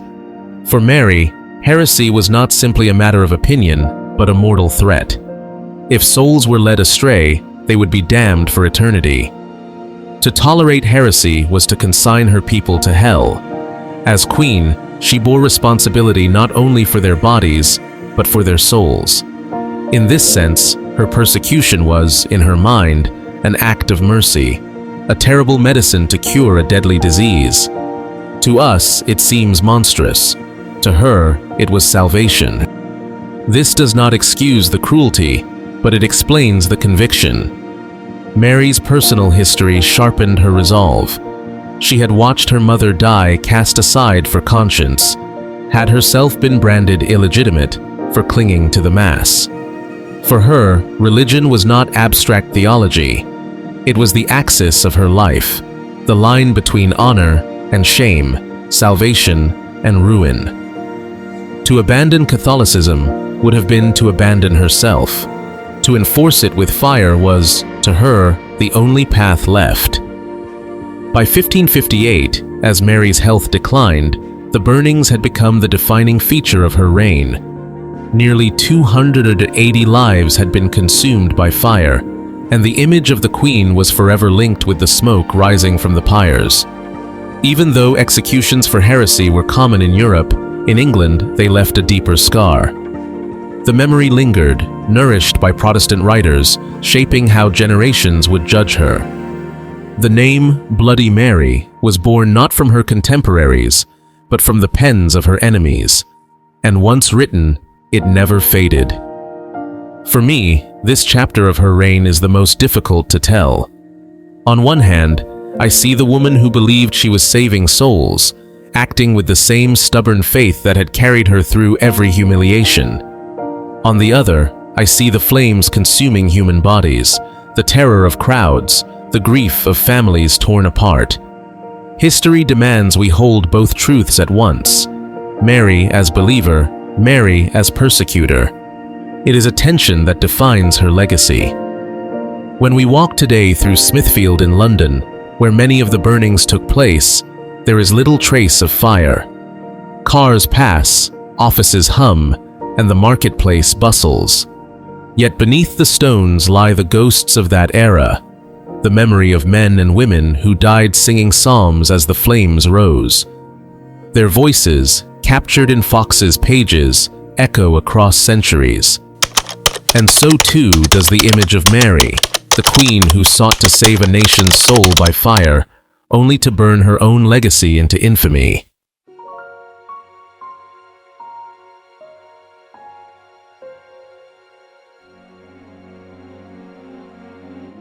If the flames of Smithfield scarred England, it was the pen of John Fox that seared Mary's name into infamy.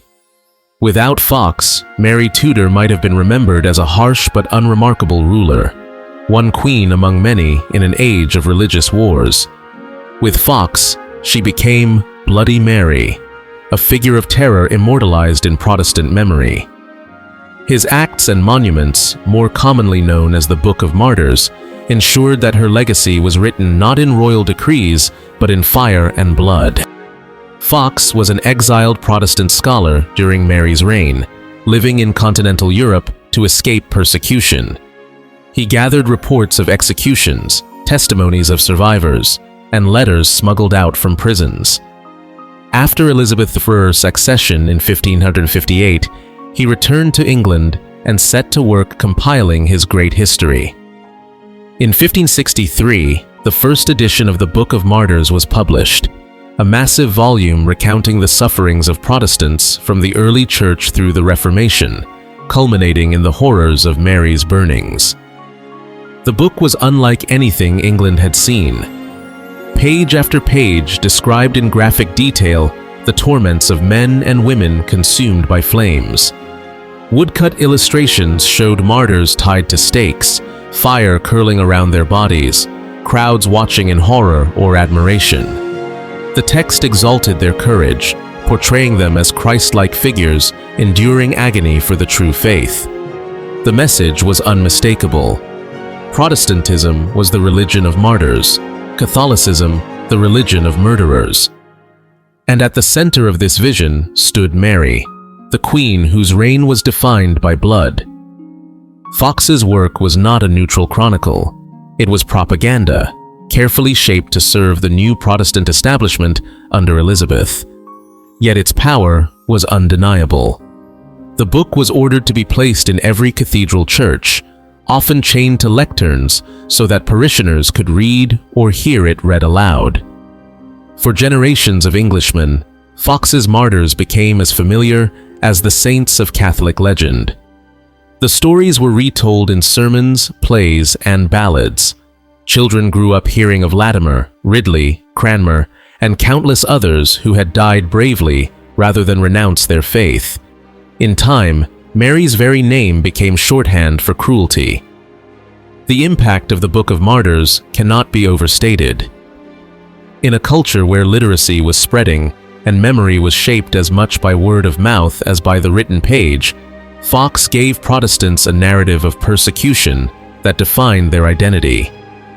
England was not just a nation that had broken with Rome, it was a nation sanctified by the blood of martyrs. The contrast was stark. Elizabeth the Gloriana, triumphant and golden, Mary the bloody, dark and tyrannical. And yet, historians remind us that Fox exaggerated. While nearly 280 Protestants were indeed executed under Mary, the scale of persecution was not unprecedented in Europe. In the same years, France and the Low Countries saw thousands put to death for heresy. Even Henry VIII had burned both Protestants and Catholics when they defied his supremacy. What set Mary apart was not the number, but the narrative. Fox ensured that every victim's name, story, and suffering was preserved, magnified, and sanctified. Numbers became people, and people became heroes. By humanizing the martyrs, he immortalized the queen who condemned them. Fox also shaped the very imagery of persecution. His woodcuts, crude but powerful, fixed scenes of fire and death in the public imagination. A single illustration of Latimer and Ridley at the stake did more than pages of text to brand Mary's reign with horror. In an age when images were rare, these engravings burned themselves into memory. They were copied, adapted, and reprinted for centuries. The flames of Fox's martyrs never went out. For me, Fox's genius lay not only in his detail, but in his moral framing. He presented Mary not as a tragic queen acting from conviction, but as a tyrant animated by cruelty. Her personal piety, her sense of duty, her fear for souls, all were erased. In their place stood a caricature, a woman consumed by bloodlust. The reality of Mary's motives, complex, devout, and in her eyes merciful, had no place in Fox's narrative. His Mary was monstrous, and once set on the stage of history, that image never left. The endurance of Fox's work speaks to its resonance. Through the Elizabethan and Stuart eras, the Book of Martyrs remained a staple of Protestant households, second only to the Bible. It was read aloud at family gatherings, quoted in debates, and cherished as proof that England's identity was forged in resistance to Catholic tyranny. School children learned from its pages. Parishioners heard its stories from pulpits. By the 17th century, Bloody Mary was not just history. It was folklore, a cautionary tale told to every new generation. Even today, echoes of Fox remain. When we say Bloody Mary, we summon not the careful records of historians, but the images he created.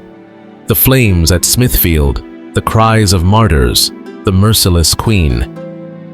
It is a testament to the power of narrative. Facts matter, but stories endure. And Fox told a story so compelling that it overshadowed every other account. Was it fair? That is the harder question. Mary was not unique in persecuting heretics. She was a monarch of her time, acting within the brutal norms of 16th century Europe. She burned hundreds, yes, but she also reformed coinage, supported trade, and governed with care in other areas. To reduce her to a single epithet, bloody, is to flatten a complex life into a caricature. Yet history is rarely fair. The victors write the chronicles, and in Protestant England, Fox's version triumphed. I often think of how differently we might remember Mary without Fox. Perhaps she would be a minor figure, a queen who failed to secure an heir, remembered for her piety and her Spanish marriage. Perhaps she would be seen as a tragic woman, hardened by childhood wounds, whose faith led her into harshness. But Fox ensured that her reign became synonymous with fire. By sanctifying her enemies, he condemned her forever. And so, the title Bloody Mary survives not because of the raw number of deaths, but because of the stories told about them. A queen who sought to save souls by flame was instead consumed by the flames of memory. The martyrs lived on in Protestant hearts, while Mary's name was chained to cruelty. That is the irony of history. In trying to purify her kingdom, she damned her legacy.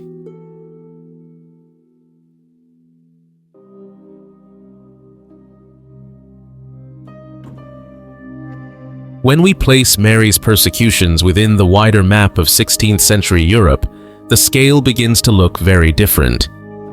Around 280 people were executed for heresy in her reign. A grim figure, yes, but not an extraordinary one.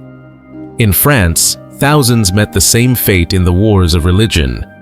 In the Low Countries, the numbers were even higher, as Spanish and imperial authorities crushed Protestant dissent with relentless ferocity. Even in England, under her father Henry VIII, both Protestants and Catholics had been burned when they resisted his supremacy. Mary's policy was severe, but it was not exceptional. The difference lay not in what she did, but in how her actions were remembered. Mary ruled for barely 5 years, too short a time to stabilize her reforms or produce an heir. Her half-sister Elizabeth inherited the throne, and with it the chance to shape the narrative. Protestant writers, eager to justify England's break with Rome, painted Mary as a monster whose reign was defined by fire. John Fox's Book of Martyrs did more than record history. It wrote propaganda so vivid that it eclipsed all other accounts. Thus, Mary became Bloody Mary, not because her persecutions exceeded those of her contemporaries, but because her enemies controlled the memory of her reign. Her Catholic devotion, genuine and sincere, was reframed as fanaticism. Her executions, tragic but common in the context of her age, were elevated into symbols of tyranny. She was condemned not just by history, but by narrative. For me, this realization changes everything. Mary was not uniquely cruel, she was uniquely unlucky. Unlucky in health, in heirs, and in the story that outlived her. The flames she lit were real, but the fire that consumed her legacy was fanned by words. By the late 1550s, Mary Tudor was a woman worn down by sorrow, illness, and the relentless weight of disappointment. The promise of her marriage to Philip had soured. Her phantom pregnancies had left her humiliated and brokenhearted. Her subjects were restless and uneasy under her religious policies. Yet she pressed on, convinced to the very end that her mission was righteous. The final years of her reign, however, brought defeat after defeat, leaving her legacy stained not only by fire, but by failure. In 1558, the last blow to her hopes came from across the Channel. Calais, England's final possession in France, fell to the armies of King Henry II. For nearly 2 centuries, Calais had been the symbol of England's continental ambitions, the last remnant of the 100 Years' War, a foothold on foreign soil that reminded the world of England's former glory. Its loss was devastating. For Mary, it was personal. She is said to have lamented that when she died, they would find the name Calais engraved on her heart. The fall of the city was not merely a military setback, but a humiliation that marked the end of England's dream of French dominion. The Queen who had sought to restore England's strength had instead presided over its most bitter defeat. At the same time, her health collapsed. The second supposed pregnancy of 1557 had ended in despair. But unlike the first, this was no phantom born of hope.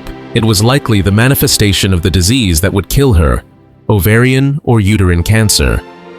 She suffered from fever, pain, and swelling.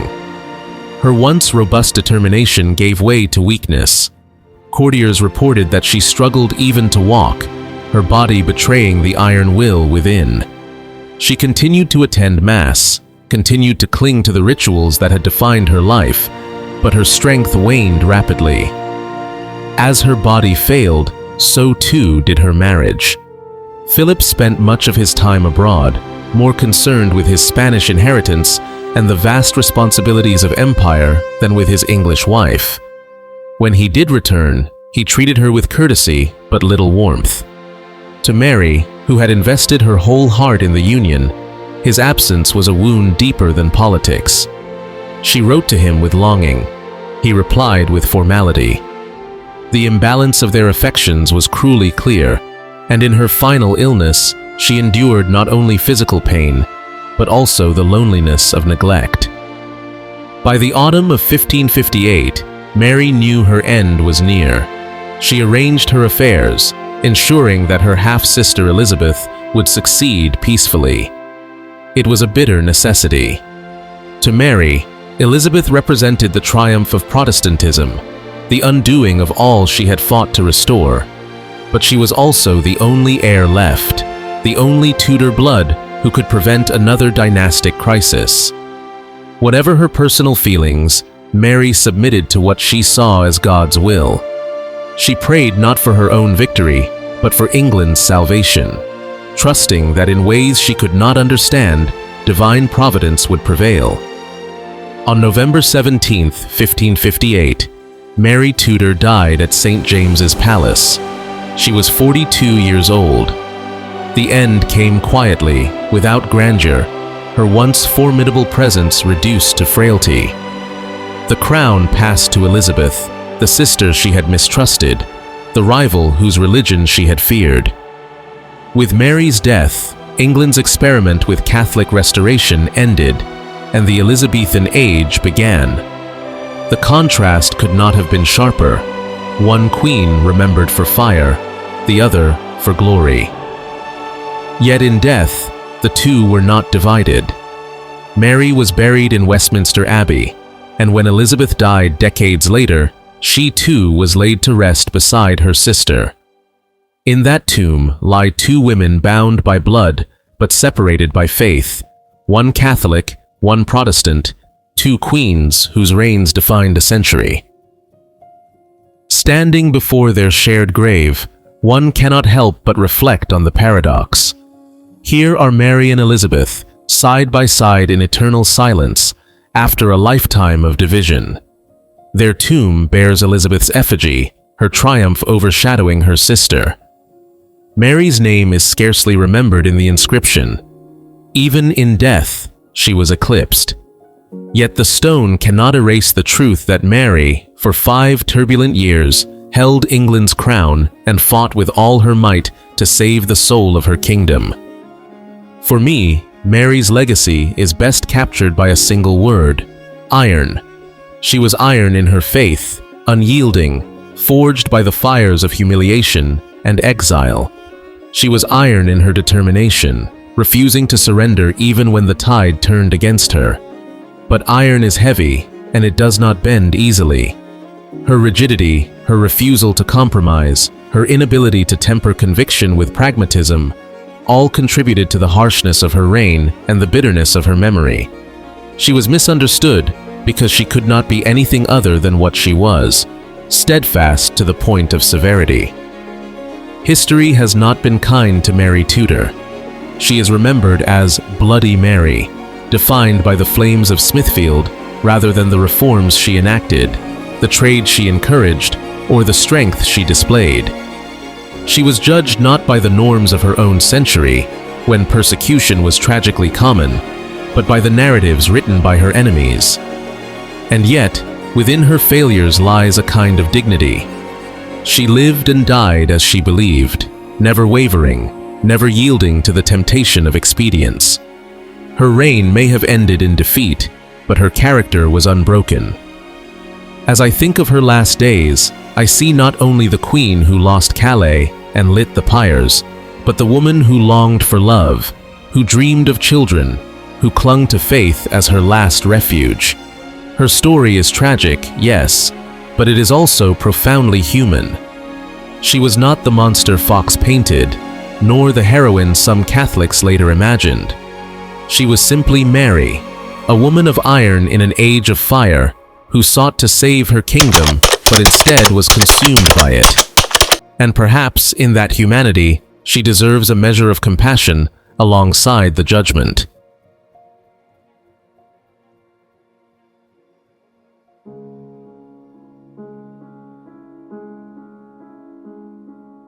Elizabeth Tudor was born on September 7, 1533, at Greenwich Palace, into a world already burdened with expectation. Her birth was heralded with fanfare, for she was the first child of Henry VIII and Anne Boleyn, the woman for whom the king had risked everything: his marriage, his honor, even his church. Henry had broken with Rome to wed Anne, shattering centuries of religious tradition. For him, the arrival of this child was meant to vindicate every gamble. But the joy was short-lived, for the child was not a son, but a daughter. The king masked his disappointment with outward celebration. Proclamations were issued, banquets held, and Elizabeth was christened with elaborate ceremony. Yet beneath the music and the feasting lingered unease. Henry had torn Christendom apart in the hope of a male heir. Instead, he had another girl, and with her, more uncertainty. Elizabeth entered life under a shadow, her very existence tied to the fragile fortune of her mother's place in the king's heart. Anne Boleyn poured herself into her daughter. Intelligent, ambitious, and fiercely protective, she surrounded Elizabeth with a nursery that reflected the highest standards of Tudor education. From infancy, the child was exposed to music, languages, and the presence of learned tutors. Anne imagined her daughter as the first great queen of England, raised not simply for marriage, but for sovereignty. In her mother's eyes, Elizabeth was not a disappointment, but a destiny. But the walls of Greenwich whispered with suspicion. Courtiers loyal to Catherine of Aragon, Henry's discarded first wife, saw Elizabeth as a usurper. They muttered that she was no true heir, only the product of an unlawful marriage. Abroad, Catholic powers sneered at the bastard princess. Even before she could walk, Elizabeth's legitimacy was doubted. Her mother's enemies sharpened their knives, and her future rested entirely on the volatile affections of her father. Henry's passion for Anne, so fiery in pursuit, cooled as quickly in possession.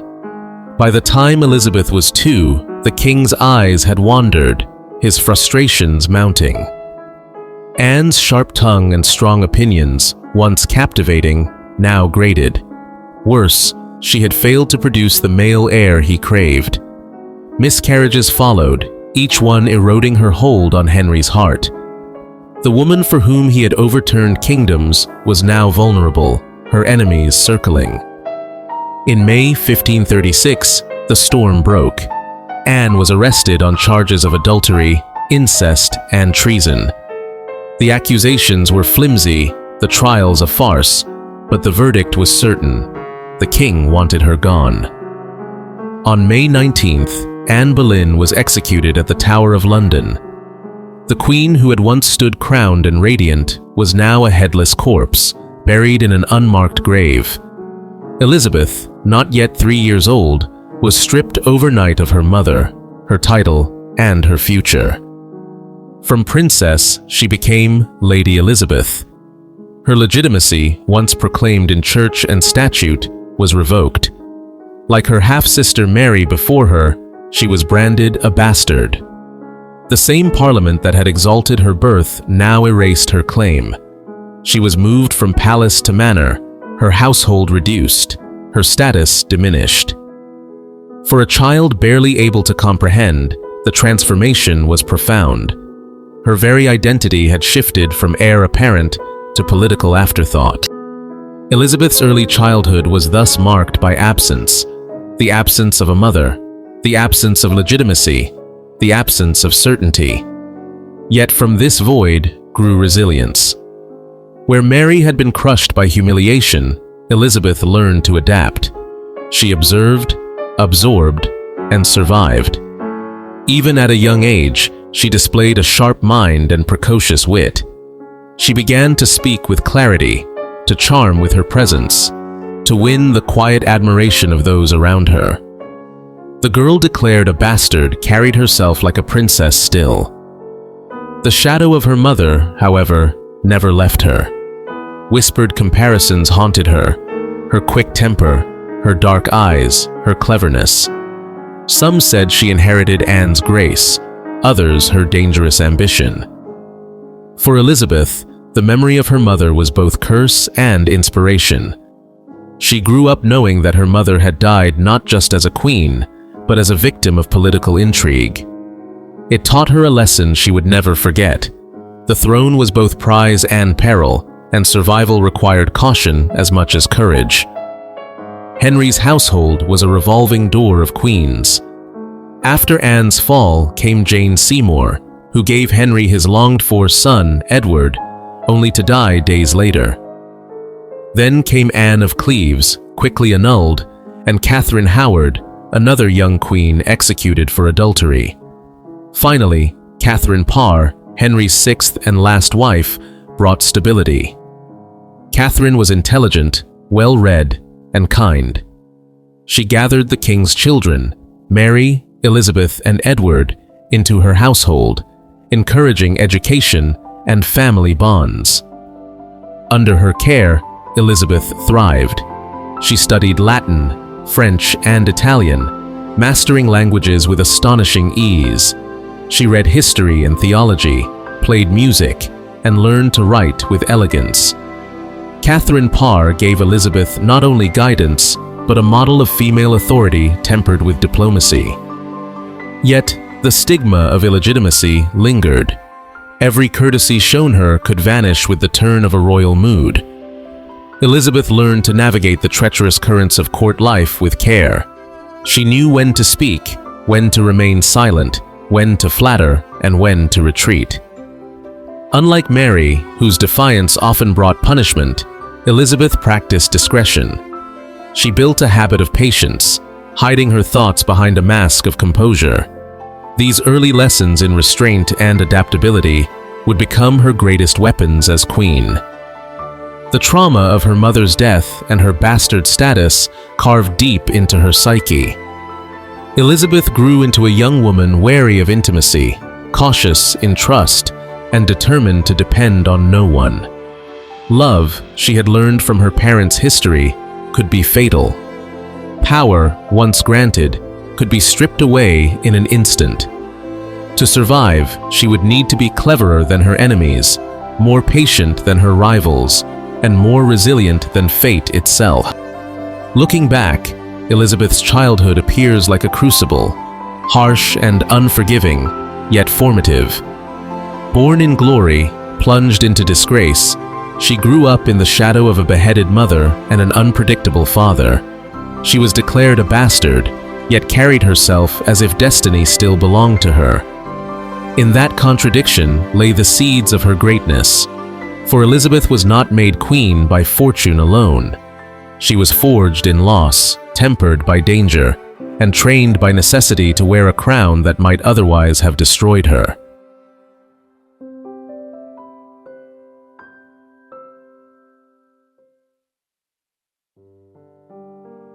If Elizabeth's birth and her mother's execution had cast her into the shadows, her childhood education pulled her back toward the light. Henry VIII, for all his brutality, believed his children should be educated to a standard worthy of monarchs. Elizabeth, like her siblings Mary and Edward, received instruction from some of the finest tutors of the age, and she embraced it with a hunger that astonished even seasoned scholars. By the time she was 8, Elizabeth was already fluent in Latin and French. As she grew, she added Italian, Spanish, and eventually Greek to her repertoire. Roger Ascham, her tutor, praised her mastery of languages, remarking that she spoke Latin with greater ease than most men of learning. She absorbed history, philosophy, and theology, reading not only classical authors, but also the works of church fathers and contemporary humanists.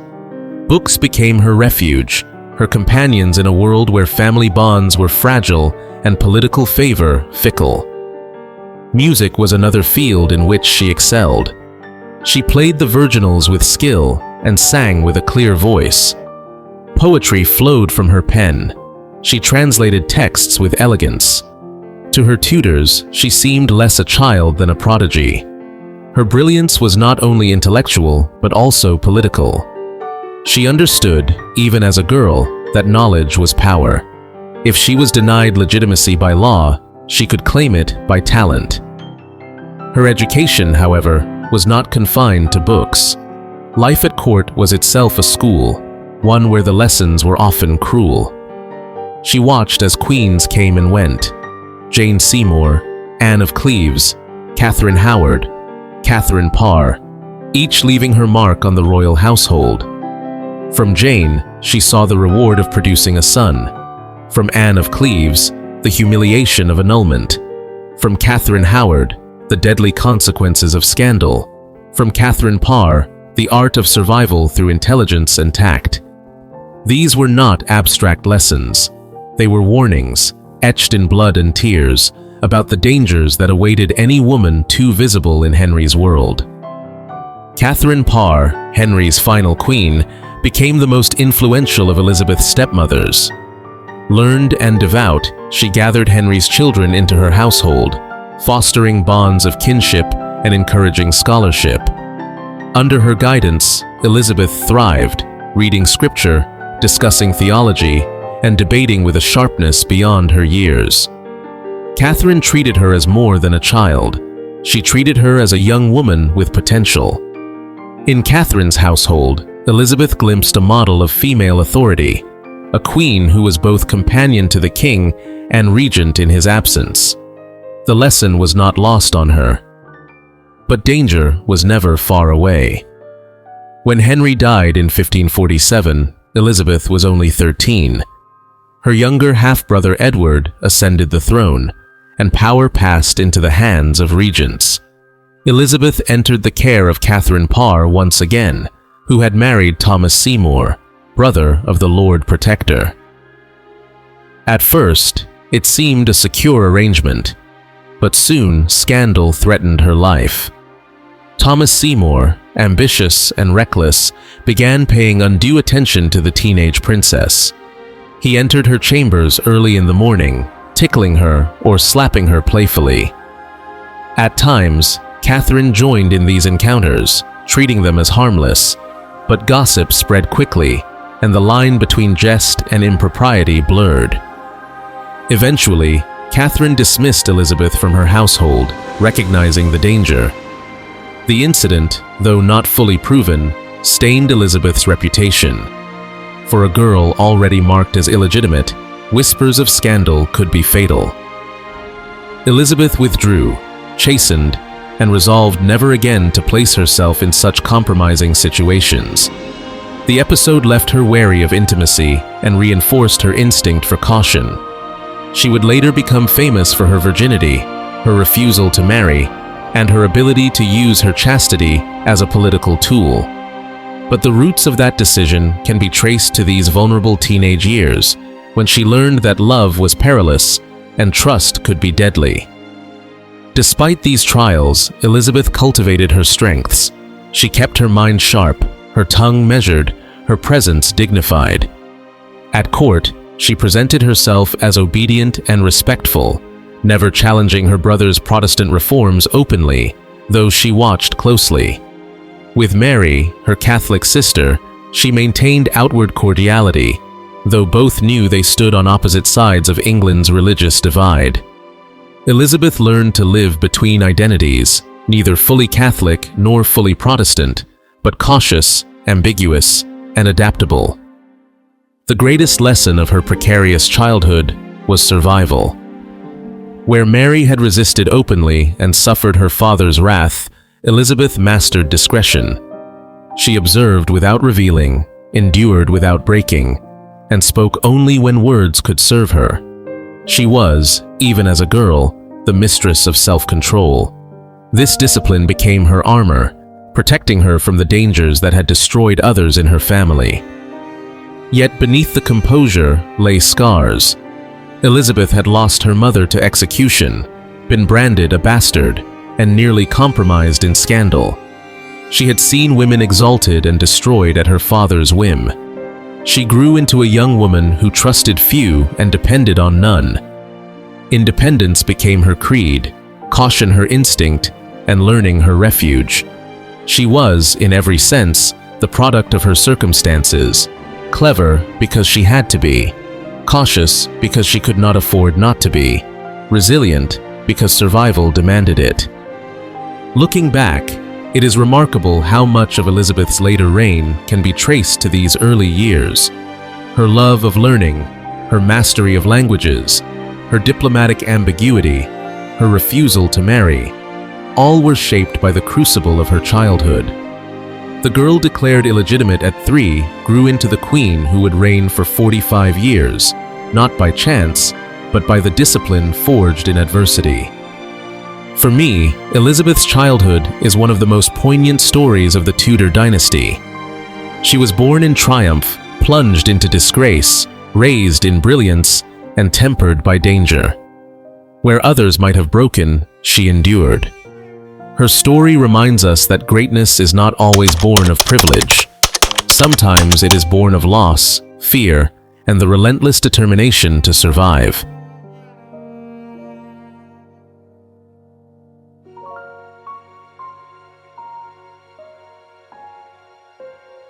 When we try to understand Elizabeth's lifelong decision never to marry, we cannot ignore the ghost of her mother. Anne Boleyn was not simply a queen who fell.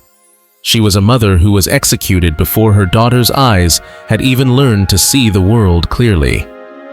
Elizabeth grew up knowing that her mother had been raised to the throne by the passion of Henry VIII and then destroyed by that same passion when it soured. Love had elevated Anne, but it also killed her. The lesson was written in blood and could not be forgotten. Elizabeth learned early that marriage was not security, but risk. To be a queen consort was to be vulnerable, dependent on the whims of a husband and the intrigues of court. To be a king's wife was not to be safe, but to stand on a stage where admiration could turn to condemnation overnight. For Elizabeth, her mother's execution was more than history. It was a warning carved into her very identity. Why bind herself to a man when binding had led to death for the woman who gave her life? In this light, Elizabeth's famed virginity was not only political strategy, but also psychological armor. She presented herself as married to her kingdom, her people, and her God, not out of romantic whimsy, but out of calculated survival.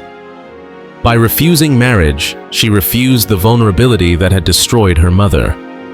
Her virgin queen persona became both shield and crown, a way of turning trauma into power.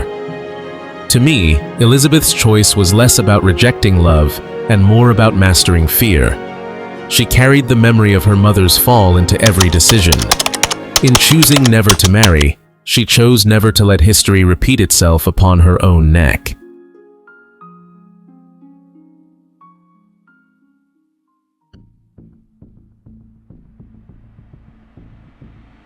When Henry VIII died in January 1547, his 9-year-old son Edward inherited the throne. For Elizabeth, then 13, the accession of her younger brother marked a new chapter in her precarious life. Her legitimacy had been restored by her father's final will, placing her back in the line of succession after Edward and Mary. Yet she remained a secondary figure, tolerated but always vulnerable, her position dependent on the goodwill of others. The court of Edward VI was a world of Protestant reformers, ambitious nobles, and dangerous intrigues, and Elizabeth, even as a teenager, had to navigate it with care. Her relationship with Edward was respectful but distant. As a boy, king surrounded by protectors, Edward lived in an atmosphere of piety and scholarship. He was a precocious student of theology, already writing treatises on religion, convinced of Protestant truth with a fervor that far outstripped his father's ambivalence. Elizabeth, well-educated herself, shared in the intellectual climate of the new court. She studied with her brother, debated in Latin, and maintained an image of a dutiful sister. Yet beneath the courtesy, she was careful never to appear too close, never to overshadow the young king. In a world where suspicion could be fatal, discretion remained her shield. Her real peril in these years came not from Edward, but from the men who circled him. Chief among them were the Seymours, Edward's uncles. Edward Seymour, Duke of Somerset, became Lord Protector, ruling in the boy's name. His brother, Thomas Seymour, sought influence by other means. Thomas was ambitious, restless, and dangerously reckless. He married Catherine Parr, Henry VIII's widow, and Elizabeth's beloved stepmother, within months of the king's death. For Elizabeth, then placed in Catherine's household, the arrangement seemed secure, but soon it turned into scandal. Thomas Seymour was charming, handsome, and bold. He began to show Elizabeth attention that was wholly inappropriate for a teenage princess. At first, it seemed playful: morning visits, tickling games, embraces that lingered too long. Sometimes Catherine Parr joined in the rough teasing, perhaps seeing it as harmless affection. But the encounters escalated. Thomas would enter Elizabeth's chambers at dawn, clad only in his nightgown, or cut her gowns into shreds in jest. For a girl barely 14, the experience was confusing, embarrassing, and dangerous. Courtiers whispered, servants watched, and rumors spread. Catherine Parr, though initially indulgent, soon realized the peril. The Tudor court was a nest of suspicion, and Elizabeth's reputation could not withstand even the hint of impropriety. A princess marked once as illegitimate could not afford scandal. Catherine confronted Elizabeth, who reportedly blushed, wept, and denied any impropriety. But the damage was done. To protect her, Catherine sent Elizabeth away from her household. The separation was painful, for Elizabeth had loved Catherine deeply, but it was necessary. The girl who had once basked in her stepmother's protection was now cast into independence, her innocence tainted by whispers she could never fully erase. The scandal might have faded had Thomas Seymour himself not pursued even greater ambition. Dissatisfied with his brother Somerset's dominance, he schemed to gain power by marrying Elizabeth, or even kidnapping Edward. His plots were clumsy, his judgment poor, but his aspirations were deadly. In 1549, he was arrested for treason. During the investigation, his earlier conduct with Elizabeth resurfaced. The princess was questioned repeatedly about her relationship with him. For days, she endured interrogations, pressed to admit guilt or complicity. She maintained her composure with remarkable discipline, insisting on her innocence, careful never to say too much or too little. Her tutors and servants were examined as well, their testimonies hinting at impropriety. Yet no evidence of criminality was found. Elizabeth's self-control saved her. She admitted to nothing beyond innocent familiarity, denied all rumors of marriage, and presented herself as a virtuous maiden wronged by circumstance. Her ability to withstand the pressure at so young an age was extraordinary. Where another might have crumbled, Elizabeth preserved her dignity and her life. Thomas Seymour was not so fortunate. Convicted of treason, he was executed in March 1549. Elizabeth, though cleared, carried the shadow of the scandal for years. She had learned a vital lesson. A princess could not afford vulnerability. She resolved never again to place herself in a position where her reputation could be stained by a man's ambition. The experience shaped her lifelong wariness of marriage and intimacy, reinforcing the resolve that would later earn her the title of the Virgin Queen. This episode also revealed her precocious political sense. By handling the interrogations with poise, she showed that she understood the stakes of power. She grasped that her words could be twisted, her actions misread, her very presence weaponized against her. From then on, she mastered the art of ambiguity. She would speak enough to reassure, but never enough to incriminate. She would smile, but not yield, charm, but not trust. It was a survival strategy born from trauma, and it became the foundation of her political style. For Elizabeth, the Seymour scandal was not merely an episode of youthful embarrassment. It was the crucible that forged her instinct for caution. She emerged from it with scars, but also with strength. She knew now that men could not always be trusted, that ambition could turn affection into danger, that the safest path was independence. These were the lessons she carried into womanhood, lessons that shaped her reign as much as her education or her lineage. Looking back, I cannot help but see in this scandal the roots of Elizabeth's later choices. Her refusal to marry was not only a political strategy, it was a shield forged from lived experience. Her virginity was not simply propaganda, but a declaration of autonomy, a refusal to let any man dictate her fate. In surviving Thomas Seymour's reckless advances and the perilous interrogations that followed, Elizabeth learned to wield control over her own narrative. That, perhaps, was her greatest victory as a teenager, the victory of survival.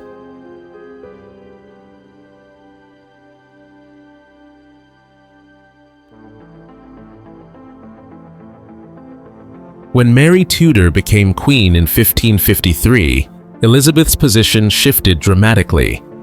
Just weeks earlier, she had supported her sister's claim against Lady Jane Grey, riding into London at Mary's side in a show of solidarity. It was a prudent move. Aligning with the rightful heir bolstered her own legitimacy and distanced her from the dangerous Dudley faction. Yet that loyalty did not erase the unease that shadowed Elizabeth's future. Mary was a staunch Catholic, determined to reverse her father's and brother's reforms, while Elizabeth was a Protestant by inclination. More than that, Elizabeth was the next heir to the throne. For Mary, the younger sister was both family and threat.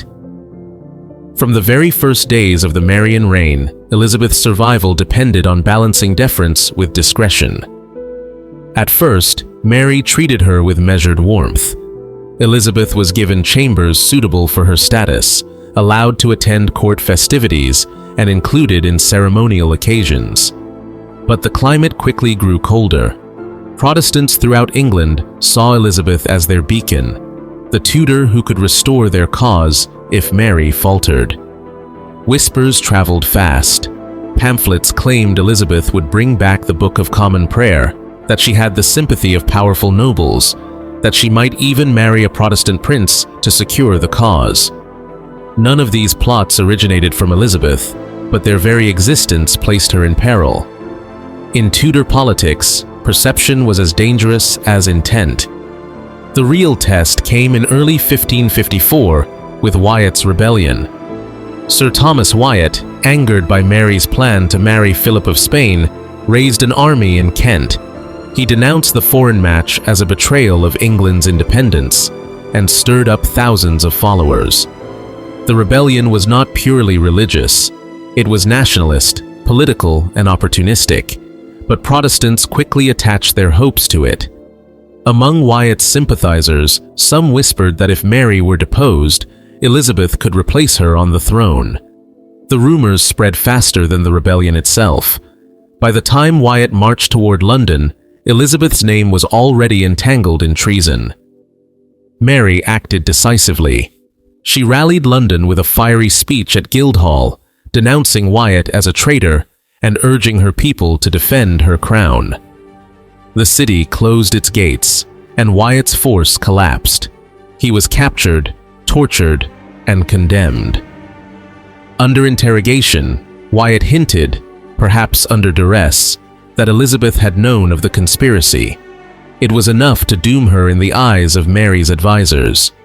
Within days, the princess was arrested, her household dismissed, and she was escorted under guard to the Tower of London. For Elizabeth, barely 20 years old, it was a terrifying moment. She knew that her mother had died by the executioner's sword in this same fortress. Now she, too, entered beneath its grim walls, uncertain if she would ever emerge alive. The days in the tower were Elizabeth's darkest trial. Interrogators pressed her for confessions, letters, any scrap of proof that she had conspired with Wyatt. She denied all knowledge, insisting on her innocence. Her poise impressed even her enemies. When shown Wyatt's testimony, she coolly replied that the word of a condemned man could not condemn her. Yet she also displayed flashes of fear, writing desperate letters to her sister pleading for mercy. "I am a true subject," she declared, "never plotted against you." For weeks, her fate hung by a thread. Many at court urged Mary to execute her younger sister, to eliminate the Protestant heir once and for all. But Mary hesitated. Perhaps she remembered their shared childhood. Perhaps she feared the political backlash. Or perhaps she still hoped to bear an heir who would render Elizabeth irrelevant. Whatever the reason, Elizabeth's life was spared. In May 1554, she was released from the Tower, though not to freedom. She was sent instead to Woodstock under heavy guard, effectively under house arrest. Her movements were restricted, her letters monitored, her visitors controlled. Even so, she understood the lesson. Silence was her ally. At Woodstock, she adopted the role of the dutiful prisoner, reading, writing translations, keeping her mind sharp, but never allowing herself to be caught in reckless correspondence. Those months were a crucible of patience. She learned how to mask her true thoughts, how to present obedience while quietly biding her time. It was a political education no Tudor could have given. Mary's phantom pregnancy in 1555 brought Elizabeth briefly back into court life. The Queen, convinced she was expecting, summoned her sister to witness the birth and serve as godmother. Elizabeth obeyed, attending with humility. But when no child arrived, the atmosphere turned poisonous again. To Mary's Catholic advisors, the lack of an heir only magnified Elizabeth's danger. She was once again the inevitable successor, and that made her a magnet for intrigue. Yet Elizabeth, with remarkable restraint, neither claimed the spotlight nor antagonized the Queen. She waited, watching Mary's health decline, watching Philip return to Spain, watching the tides of fortune shift silently in her favor. By the late 1550s, Elizabeth's survival was itself a victory. While Protestants burned at the stake, while nobles lost their heads in plots and rebellions, she endured. She did not overreach. She did not rebel. She did not give her enemies a weapon to use against her. She mastered the art of survival, speaking carefully, never revealing all her thoughts, never playing her hand too soon. It was a style of politics born of fear, but refined into genius. Looking back, I see this as Elizabeth's greatest apprenticeship. She learned more in those years under Mary than in all her schooling. From the Tower, she learned caution. From Woodstock, patience. From the phantom pregnancy, the importance of waiting out fortune. She discovered that power often comes not from action, but from restraint. She survived because she understood when to remain silent, when to bow her head, when to let others destroy themselves. It was a lesson she would carry to the throne. The art of saying less than she knew, of revealing less than she felt, of holding her cards until the decisive moment. When Mary died in 1558, Elizabeth was ready. She had outlasted plots, prisons, and peril. She had walked the edge of the axe and emerged alive.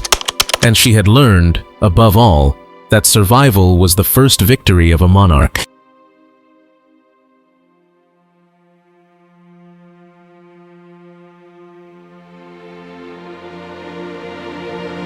On November 17, 1558, Elizabeth Tudor received the news she had long expected, yet scarcely dared to hope.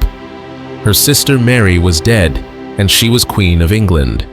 She was 25 years old, a woman forged in the crucible of scandal, imprisonment, and suspicion. As the bells rang out across London, people poured into the streets with a sense of relief as much as celebration. After years of fire, phantom pregnancies, and foreign entanglements, the kingdom turned its eyes to a new sovereign who promised stability. The young queen rode into her capital with grace, greeted by cheering crowds who shouted her name with fervor. The child once declared illegitimate had become Gloriana, destined to preside over one of England's most remarkable reigns. Elizabeth's first challenge was religion. England was a divided land, torn between Catholic tradition and Protestant reform. Her father had broken with Rome but retained many Catholic forms. Her brother Edward had imposed Protestant worship with zeal. Her sister Mary had restored papal authority and burned dissenters by the hundreds. The nation was weary of swings and reversals. Elizabeth, though personally inclined toward Protestantism, understood that peace required compromise. She resolved not to impose a rigid theology, but to craft a settlement broad enough to embrace as many of her subjects as possible. The Elizabethan settlement, enacted in 1559, became the cornerstone of her reign. It was not a single law, but a package of measures that redefined the relationship between crown, church, and people. Central was the Act of Supremacy, which declared Elizabeth the supreme governor of the Church of England. The title was carefully chosen. Unlike her father, who had called himself supreme head, Elizabeth softened the claim to avoid offense. By styling herself governor rather than head, she acknowledged that Christ alone was the true head of the church. The distinction may seem minor, but it reassured both Catholics uneasy with royal supremacy and Protestants eager to affirm spiritual purity. Alongside it came the Act of Uniformity, which required the use of a revised Book of Common Prayer in every parish. The text blended elements from Edward VI's Protestant prayer books with phrasing familiar to Catholics. At communion, worshippers could interpret the bread and wine as either literal body and blood or spiritual presence. The ambiguity was deliberate. Elizabeth wanted conformity of practice without forcing conformity of belief. Attendance at the new services was mandated by law, but within that framework, private conscience remained largely free. The settlement also restored English as the language of worship, abolished papal authority, and required clergy to take an oath of loyalty to the crown. Bishops who refused were replaced with appointees loyal to Elizabeth. Yet crucifixes and vestments remained in some churches, reflecting Elizabeth's conservative taste. She personally disliked radical reform and insisted on music, ceremony, and visual beauty in worship. For her, religion was not only doctrine, but also dignity, and the church was as much a symbol of national unity as of faith. The settlement was a masterstroke of political balance. To Protestants, it signaled the triumph of reform. To moderate Catholics, it offered enough continuity to ease their fears. Extremists on both sides grumbled, but the majority accepted the compromise. The Queen herself declared that she would not make windows into men's souls. She sought outward conformity, not inward uniformity. What mattered was that Englishmen prayed together in the same church, not that they agreed on every theological point. Resistance, of course, remained. Pope Pius V eventually excommunicated Elizabeth in 1570, condemning her as a heretic and urging Catholics to resist her rule. But in 1559, the settlement brought a fragile peace. It gave England stability after decades of upheaval and allowed Elizabeth to consolidate her power. More importantly, it established a uniquely English form of Protestantism, moderate, liturgical, and national in character. This middle way, known as the Via Media, became the identity of the Anglican Church and endures to this day. The political skill of the settlement cannot be overstated. Elizabeth had learned from her childhood that survival depended on ambiguity. She applied the same principle to religion. The Book of Common Prayer could be read as Protestant or Catholic. The title of Supreme Governor was both assertion and concession. The uniformity of worship masked the diversity of belief. This calculated vagueness was not weakness, but strength. It allowed her to hold together a realm that might otherwise have torn itself apart. For the people, the settlement meant relief. No more abrupt reversals of faith with each monarch. No more uncertainty over which mass or prayer book was legal. Villagers could attend church without fearing that yesterday's ritual had become today's crime. The fires of Smithfield were extinguished, replaced with a steady rhythm of worship in the English tongue. Whatever their private beliefs, most Englishmen adapted, grateful for peace after so many storms. For Elizabeth, the settlement was more than policy. It was personal. She had seen her mother die branded a heretic, her sister burn Protestants as traitors, her own life endangered by suspicion of belief. She knew that religion could kill as surely as swords. By choosing moderation, she sought not only political stability, but also self-preservation. The settlement reflected her deepest lesson. Survival came not from extremes, but from balance. Looking back, the Elizabethan settlement remains one of the most significant acts in English history. It created a national church that was Protestant in doctrine, but Catholic in form, loyal to the crown, yet flexible in practice. It shaped the identity of England as neither Rome's servant nor Geneva's disciple, but as something distinct. It allowed Elizabeth to reign for 45 years without another civil war of religion. And it gave her the authority to pursue the vision that would define her age, a kingdom united in faith, loyal to its queen, and ready to take its place among the powers of Europe. For me, the brilliance of the settlement lies in its pragmatism. Elizabeth was no theologian consumed by doctrine. She was a politician shaped by survival. She understood that unity mattered more than purity, that appearances mattered as much as convictions, that compromise could be stronger than dogma. She gave her people a church broad enough to encompass disagreement, stable enough to command loyalty, and English enough to inspire pride. In that balance, she turned religious chaos into national identity. And so, Elizabeth's reign began not with fire, but with compromise, not with zeal, but with wisdom. The Virgin Queen's crown rested not on the pyres of martyrs, but on the careful weaving of settlement. She had inherited a divided kingdom and offered it peace. In that peace, she found the foundation for greatness. Elizabeth understood that her reign would be judged not only by laws and battles, but by symbols.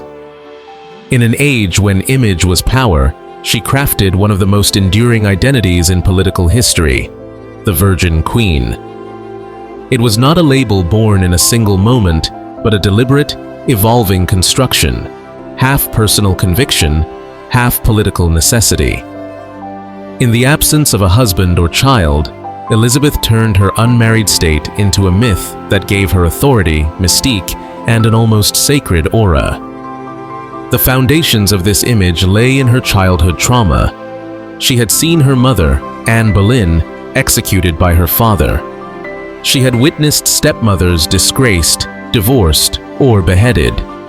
She had endured the dangers of being courted as a pawn in political marriages. From these experiences came a deep suspicion of matrimony. To wed was to surrender power. To remain single was to claim independence.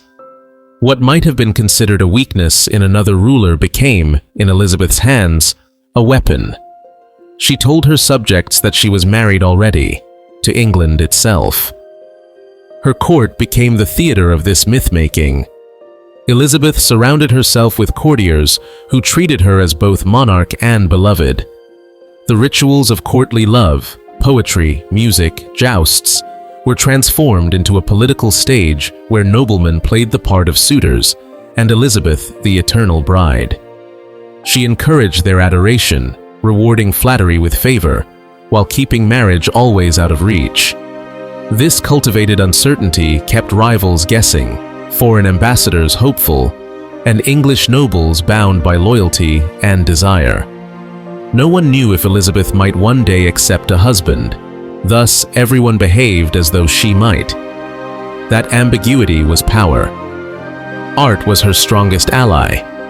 Portraits of Elizabeth proliferated across the realm, each carefully controlled to project strength and purity. Painters were forbidden to capture her in ways that emphasized age or frailty. Instead, her image was idealized, ageless, radiant, cloaked in jewels and symbols. In the Darnley portrait, she appears young, serene, commanding. Later works, like the Armada portrait, depict her hand resting on a globe, ships at her back, asserting dominion over seas and destiny alike. Most famous of all, the Rainbow portrait shows her covered in eyes and ears, symbolizing omniscience, while she holds a rainbow inscribed with the words, "No rainbow without the sun." These images were not art for private enjoyment.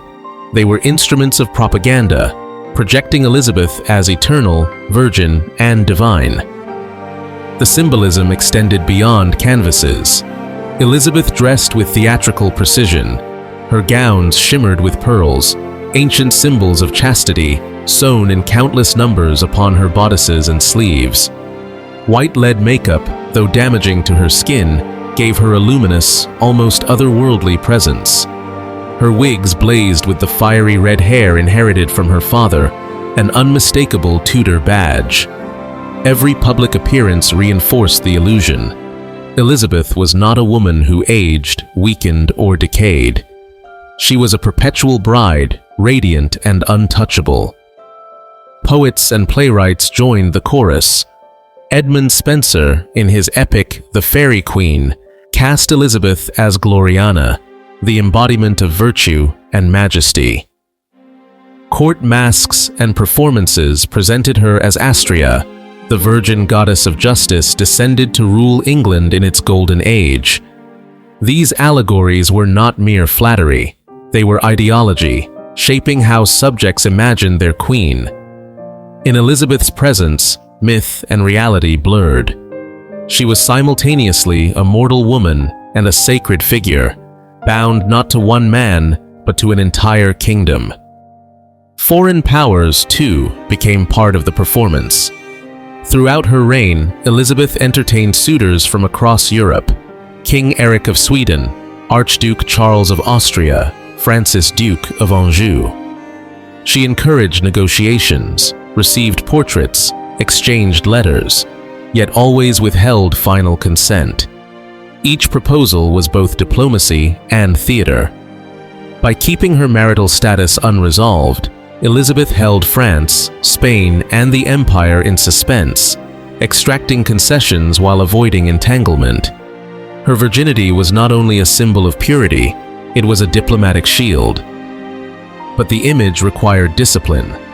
Gossip swirled around her relationship with Robert Dudley, her childhood friend and favorite. When his wife died in suspicious circumstances, rumors of scandal threatened to undermine the Virgin Queen persona. Elizabeth responded with calculated restraint. She refused marriage to Dudley, even as she continued to favor him publicly. She made her chastity part of her majesty, repeating in speeches that she was wedded to her people. By making her private life a matter of state, she turned vulnerability into authority. Her rhetoric crystallized this identity. In speeches to Parliament and her subjects, she repeatedly invoked her unmarried state as proof of devotion. In 1559, she declared, "This shall be for me sufficient, that a marble stone shall declare that a queen, having reigned such a time, lived and died a virgin." To her troops at Tilbury in 1588, she proclaimed, "I have the body of a weak and feeble woman, but I have the heart and stomach of a king." By linking virginity with kingship, weakness with strength, she rewrote gendered expectations of power. The Virgin Queen was not passive but commanding, not submissive but sovereign.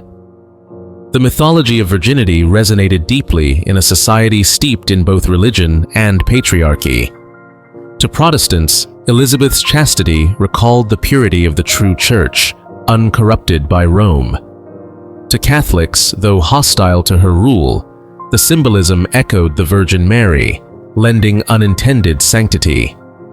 To her subjects, the idea that their queen had chosen them over any man elevated national pride. England itself became her consort, her child, her legacy. In this way, virginity became the glue binding monarch and nation. Yet the construction was not without cost. Elizabeth sacrificed intimacy for image. She forbade open discussion of her marriage prospects when it suited her, but the whispers never ceased. Some criticized her vanity, her reliance on cosmetics, her flirtations with courtiers. Puritans condemned the vestiges of Catholic ceremony she preserved in her church settlement, viewing her fondness for ritual as weakness. Others, foreign and domestic, dismissed her virginity as a mask for indecision. Maintaining the persona required endless vigilance. But Elizabeth endured because she knew the alternative, subordination to a husband, would strip her of sovereignty. What fascinates me most is how Elizabeth turned personal trauma into political theater. The execution of her mother taught her that queens who relied on marriage could fall swiftly. The failures of her sister Mary's marriage to Philip taught her that foreign husbands alienated subjects. Elizabeth absorbed these lessons and forged a third path, to be neither wife nor mother, but virgin monarch. It was a radical reinvention of female power. She embodied contradiction: woman yet king, virgin yet bride, mortal yet myth. That contradiction was her genius. By the end of her reign, the Virgin Queen image was inseparable from English identity.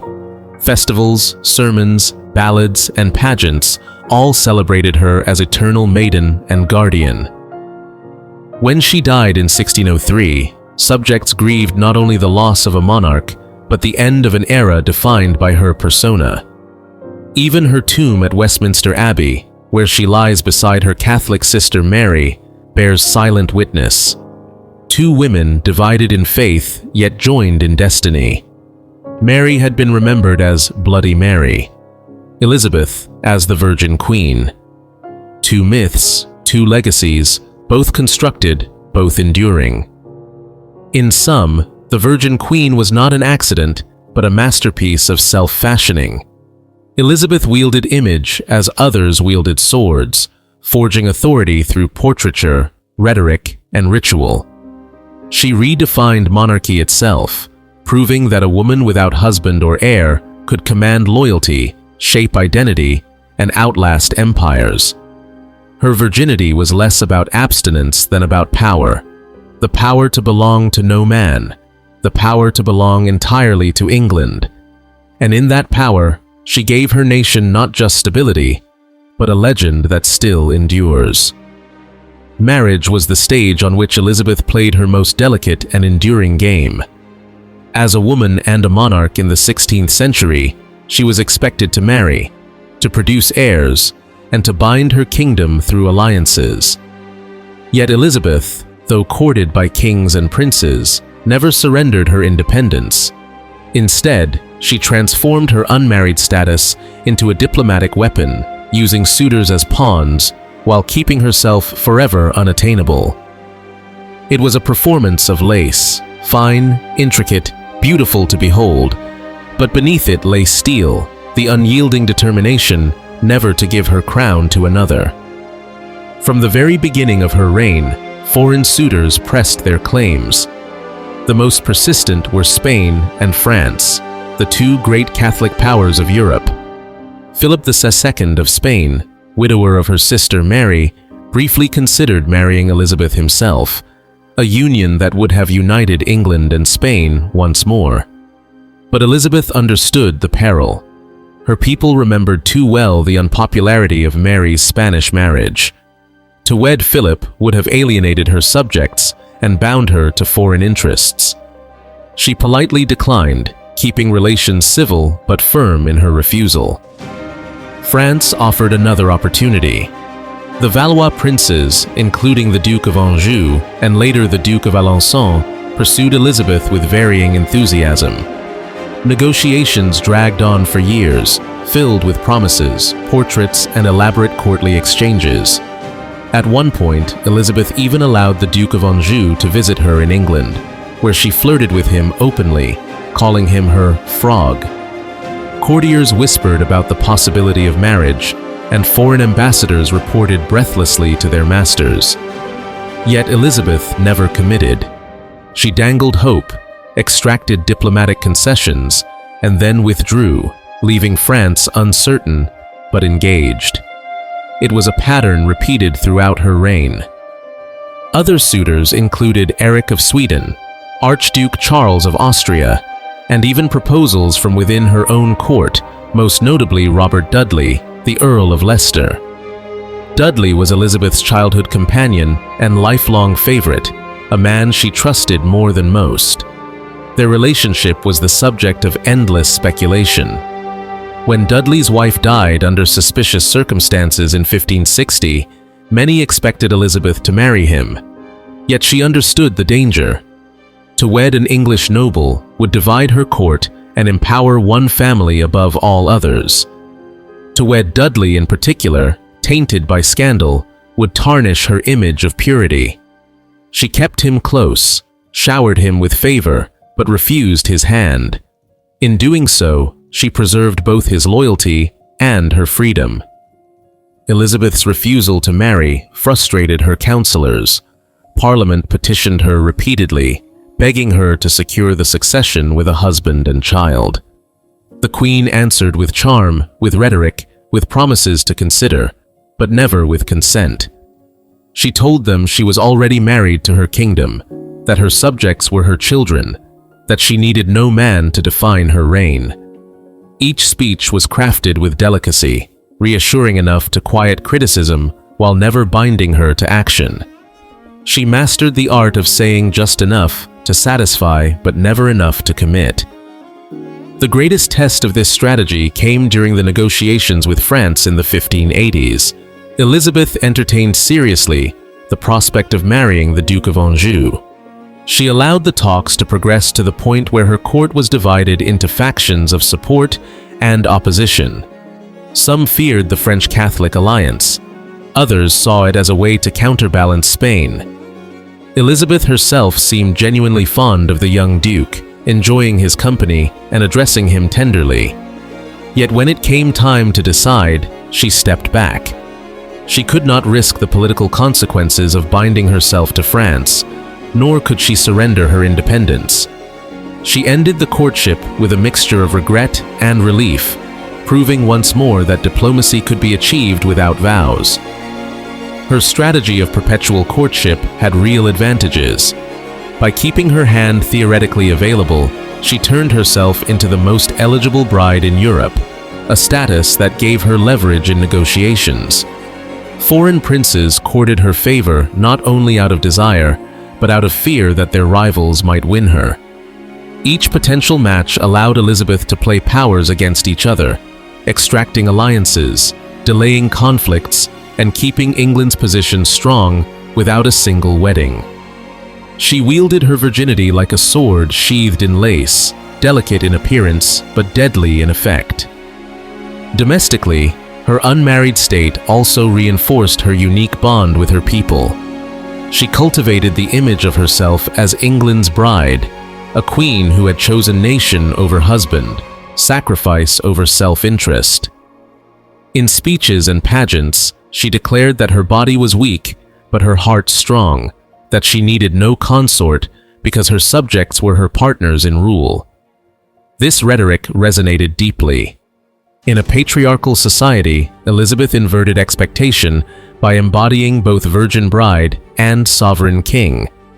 She stood alone, yet she stood above. Critics, of course, abounded. Catholic powers derided her as indecisive or unnatural. Puritans grumbled that her vanity and flirtations distracted from true godliness.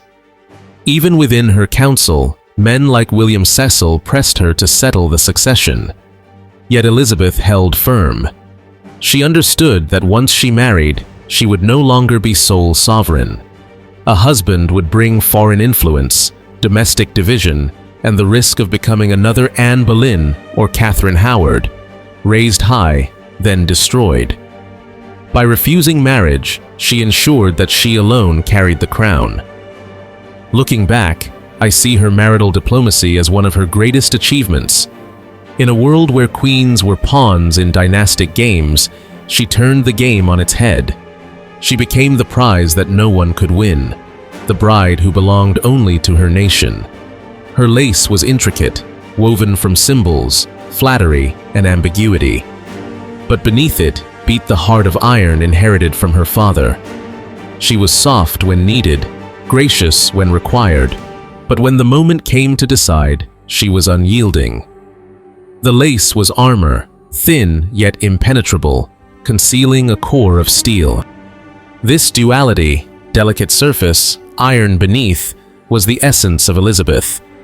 It allowed her to charm ambassadors, to inspire poets, to dazzle her court, all while protecting the sovereignty of her crown.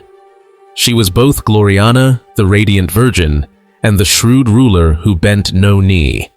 And in that contradiction lay her genius.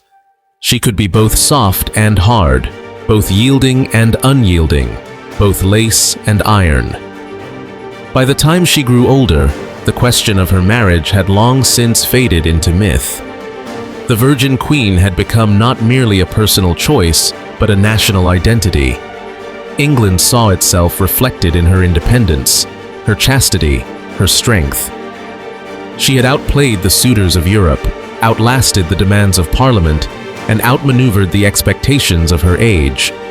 The woman who had once been a bastard child, declared illegitimate and powerless, now stood as the eternal bride of England, untouchable and supreme.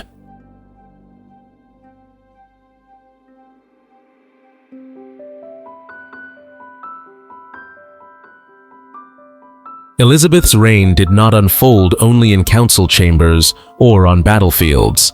It also expanded across oceans, as England took its first bold steps into the wider world. The Virgin Queen, cautious at home, presided over an era of daring beyond her shores. Adventurers, privateers, and dreamers unfurled her banners on the seas, striking at Spain, probing unknown coasts, and planting fragile seeds of empire. Names like Francis Drake and Walter Raleigh became legendary, their exploits weaving together piracy, patriotism, and exploration in the service of both profit and glory. Francis Drake was the embodiment of this new maritime spirit. Born the son of a tenant farmer in Devon, he grew up near the sea, apprenticed to a shipmaster, and cut his teeth in voyages to the Americas.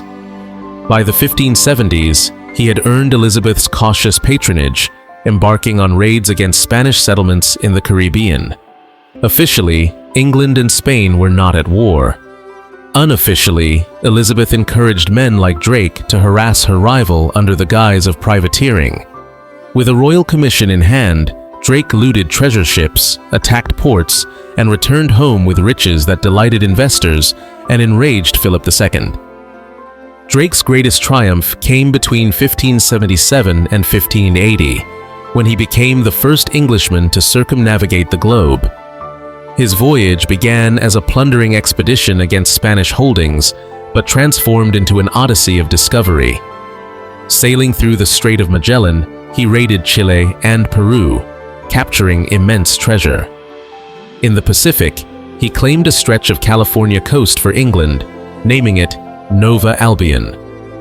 Crossing the Pacific and Indian Oceans, he returned to England by way of the Cape of Good Hope, his ships laden with bullion and spices. The journey electrified Europe. Spain denounced him as a pirate. England hailed him as a hero. Elizabeth knighted him aboard his ship, the Golden Hind, cementing his place as a symbol of English defiance and ambition. Drake's voyages carried more than gold. They proved that England, once a peripheral power, could compete on the world stage. He mapped coastlines, established contacts, and demonstrated the reach of English seamanship. The circumnavigation was a statement. The seas were no longer Spain's alone. Elizabeth, ever cautious, balanced her support with plausible deniability. She praised Drake's courage, but avoided open declarations of war. Yet in truth, every voyage was both commerce and confrontation, testing the boundaries of Spain's empire and England's aspirations. Walter Raleigh represented another dimension of Elizabethan ambition, colonization. Whereas Drake struck and plundered, Raleigh dreamed of planting permanent English footholds in the New World. Handsome, eloquent, and one of Elizabeth's favorites at court, Raleigh embodied the fusion of romance and empire. The Queen granted him patents to explore and settle lands not already claimed by Christian princes. His vision was not merely raids, but colonies, settlements that would extend England's influence across the Atlantic. In 1584, Raleigh dispatched scouts to the coast of present-day North Carolina. They reported fertile lands, friendly natives, and opportunities for settlement. Elizabeth named the territory Virginia in honor of her chastity. The name itself became a symbol of national pride, linking the Queen's virginity to England's expansion. A year later, Raleigh sponsored a colony on Roanoke Island, led by Sir Richard Grenville and Ralph Lane. But supplies ran short, relations with local tribes soured, and the settlers abandoned the attempt. Undeterred, Raleigh launched a second expedition in 1587 under John White, This time, families joined the venture, including White's daughter Eleanor, who gave birth to Virginia Dare, the first English child born in the New World. The colony seemed poised to endure, but when White returned to England for supplies, he was delayed by the Armada crisis. By the time he returned in 1590, Roanoke was deserted. The settlers had vanished, leaving only the word Croatoan carved into a tree. The fate of the lost colony remains one of history's enduring mysteries. Though a failure in immediate terms, Roanoke marked the beginning of English colonization. Raleigh's dream did not die with that settlement. Instead, it set the stage for later ventures, culminating in Jamestown in 1607. The seed of empire had been sown, fragile though it was, under the Virgin Queen's patronage. Elizabeth's support of exploration was always tempered by caution. She rarely invested heavily herself, preferring to license adventurers through patents and charters. This allowed her to reap the rewards of discovery and plunder without bearing the financial or diplomatic risks directly. It also reflected her genius for ambiguity. She could deny responsibility when Spain protested, yet bask in the glory when her captains returned triumphant. The public, however, embraced the exploits with fervor. Ballads celebrated Drake's raids, plays and poems glorified English daring. Common people cheered as treasure-laden ships docked in London. Exploration became part of the national identity, linked with defiance of Spain and loyalty to Elizabeth. The Virgin Queen's image intertwined with the oceans, eternal, untouchable, presiding over a kingdom that was beginning to look outward. Yet the costs were real. Raids provoked Spanish retaliation, tensions escalated, and war loomed. Colonies failed, fortunes were lost, and lives perished on distant shores. Still, the spirit of Elizabethan exploration endured, a mixture of idealism, greed, and courage. Men like Drake and Raleigh became legends, their names synonymous with adventure. Their exploits embodied the paradox of Elizabeth's reign: bold expansion abroad, careful balance at home. For me, the stories of Drake and Raleigh capture the heart of Elizabeth's age. Drake, the farmer's son turned global navigator, represented audacity, defiance, and the wealth of the seas. Raleigh, the courtier poet, symbolized vision, romance, and the dream of settlement. Both served their queen with loyalty, both extended her reach, and both embodied the lace and iron quality of Elizabeth herself. She appeared delicate, cautious, even hesitant, but beneath the lace lay a will of iron, determined to secure England's place in the world. In the tale of Roanoke, especially, I see Elizabeth's reign reflected. The colony vanished, leaving only a carved word, a mystery. Yet that disappearance was not an end, but a beginning. It spoke of failure, yes, but also of ambition too large to be contained by a single attempt. The lost colony foreshadowed the enduring English desire to cross oceans, to claim land, to build a new identity. Elizabeth presided over the first chapter, and her successors would write the rest. If Drake and Raleigh embodied the adventurous spirit of Elizabeth's England, the confrontation with Spain in 1588 revealed what that spirit could achieve when tested in war. For decades, England and Spain had circled each other with suspicion, Elizabeth using privateers and diplomacy to prick at Philip II's empire without provoking full-scale conflict. But by the late 1580s, the fragile balance shattered. Religious hostility, colonial rivalry, and political intrigue converged in a single storm: the Spanish Armada. The immediate spark was Elizabeth's decision to support the Dutch revolt against Spanish rule. The Netherlands, long under Habsburg control, had risen in rebellion, driven by Protestant faith and a desire for independence. Philip II, devout and unyielding, saw the uprising as heresy and treason. Elizabeth, wary of Spanish power on England's doorstep, sent aid to the rebels. At the same time, English privateers, led by men like Drake, raided Spanish treasure fleets with impunity. To Philip, this was intolerable. By 1587, he had resolved to invade England, depose the heretic queen, and restore Catholicism to the realm. The armada he prepared was the greatest fleet Europe had yet seen. More than 130 ships, carrying 30,000 men, designed to sweep across the Channel, link with Spanish forces in the Netherlands, and deliver an invasion army onto English soil. It was an undertaking of immense ambition, backed by the wealth of an empire that spanned the globe. Yet Elizabeth was not cowed. She knew her smaller navy could not match Spain's ship for ship, but she trusted in speed, skill, and the indomitable spirit of her commanders. In April 1587, before the Armada even sailed, Francis Drake struck Cadiz, burning ships and supplies in what he called singeing the King of Spain's beard. The raid delayed the Armada by a year and boosted English morale. When at last the Spanish fleet set out in July 1588, England was ready. The encounter would decide not only the fate of the kingdom, but also the course of European history. The Armada's plan relied on precision: sail from Spain, rendezvous with the Duke of Parma's forces in the Netherlands, and ferry the invasion across the Channel. But the English Navy, commanded by Charles Howard and supported by Drake, Hawkins, and Frobisher, harried the Spaniards from the moment they appeared off Cornwall. English ships were smaller, faster, and armed with long-range guns. They avoided boarding actions, instead battering the enemy from a distance, refusing to allow Spain's heavy galleons to close. The running battles stretched along the Channel from Plymouth to Calais. At every turn, the English disrupted the Armada's formations, using fire ships at Calais to scatter their anchoring fleet. The decisive clash came at Gravelines on August 8th, where English gunnery inflicted heavy damage.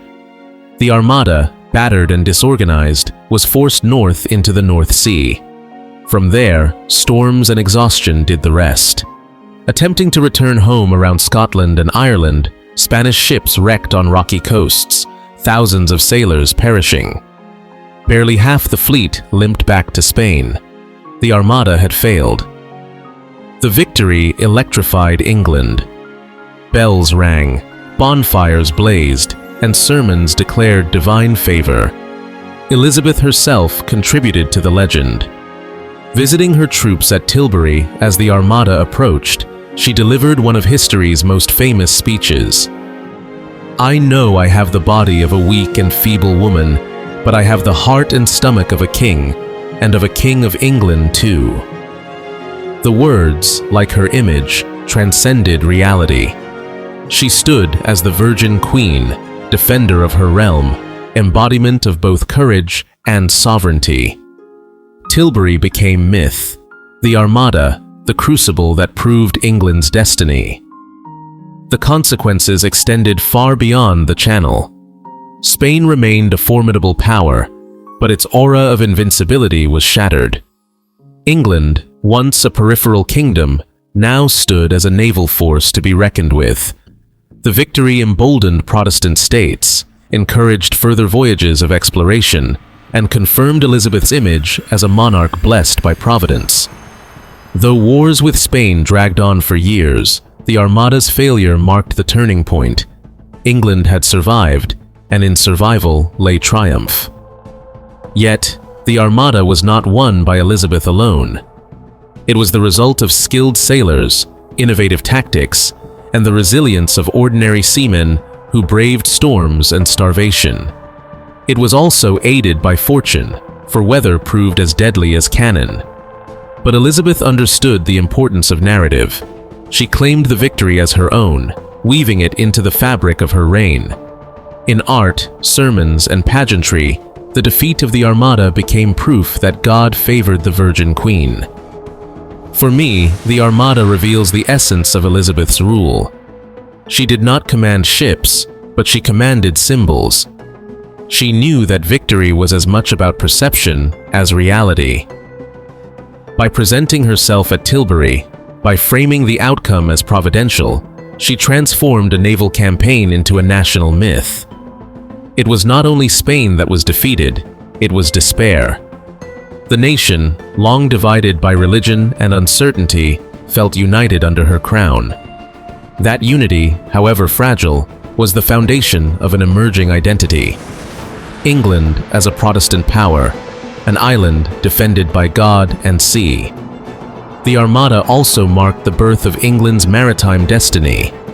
Drake, Hawkins, Raleigh, and their peers had already shown the potential of English seamanship, but 1588 proved that potential could triumph against the mightiest empire of the day. From then on, the sea was no longer a barrier, but a highway. England would invest in ships, in trade, in colonies. The road to empire began with the wreckage of Spain's fleet scattered along the coasts of Ireland. And yet, I am struck by the irony. Elizabeth, who had been so cautious in her youth, who had mastered survival by silence and restraint, presided over a victory that was bold, defiant, and world-changing. The Armada was not her plan, it was Philip's. But in defeating it, she gained a legacy greater than any marriage could have given her. She became the Virgin Queen, not only in name, but in myth, the woman who needed no husband to defend her people, the monarch who turned vulnerability into invincibility. Looking back, the Armada was more than a naval battle.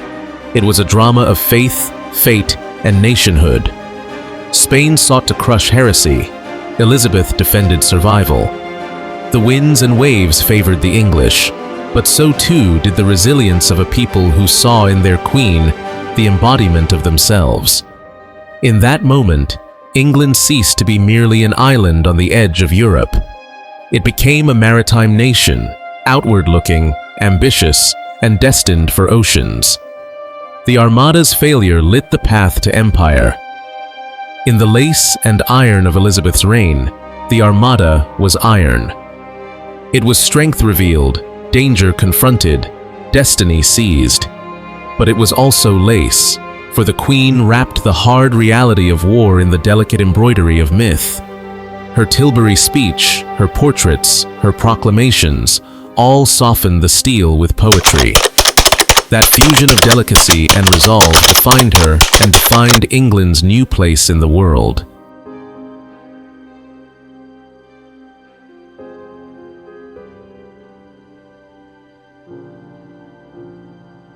While Elizabeth's navy carved a new destiny on the seas, her court presided over a flowering of culture that would define an age. The years after the Armada were not only about cannon and colonies, but also about words, poetry, and theater. The Elizabethan era became synonymous with literature, and names like William Shakespeare, Christopher Marlowe, and Edmund Spenser turned English into a language of beauty, depth, and power. If the defeat of Spain gave England confidence, its writers gave England a voice. William Shakespeare was the towering figure of this golden age.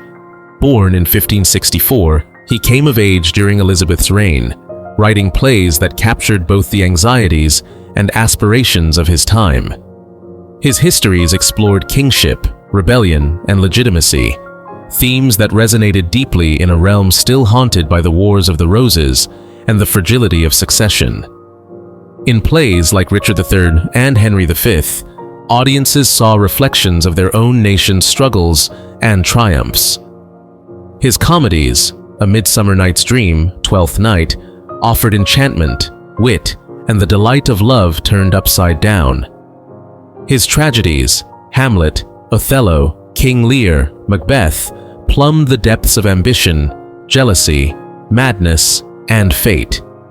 Shakespeare's genius was to make England's concerns universal, to transform local tensions into human truths.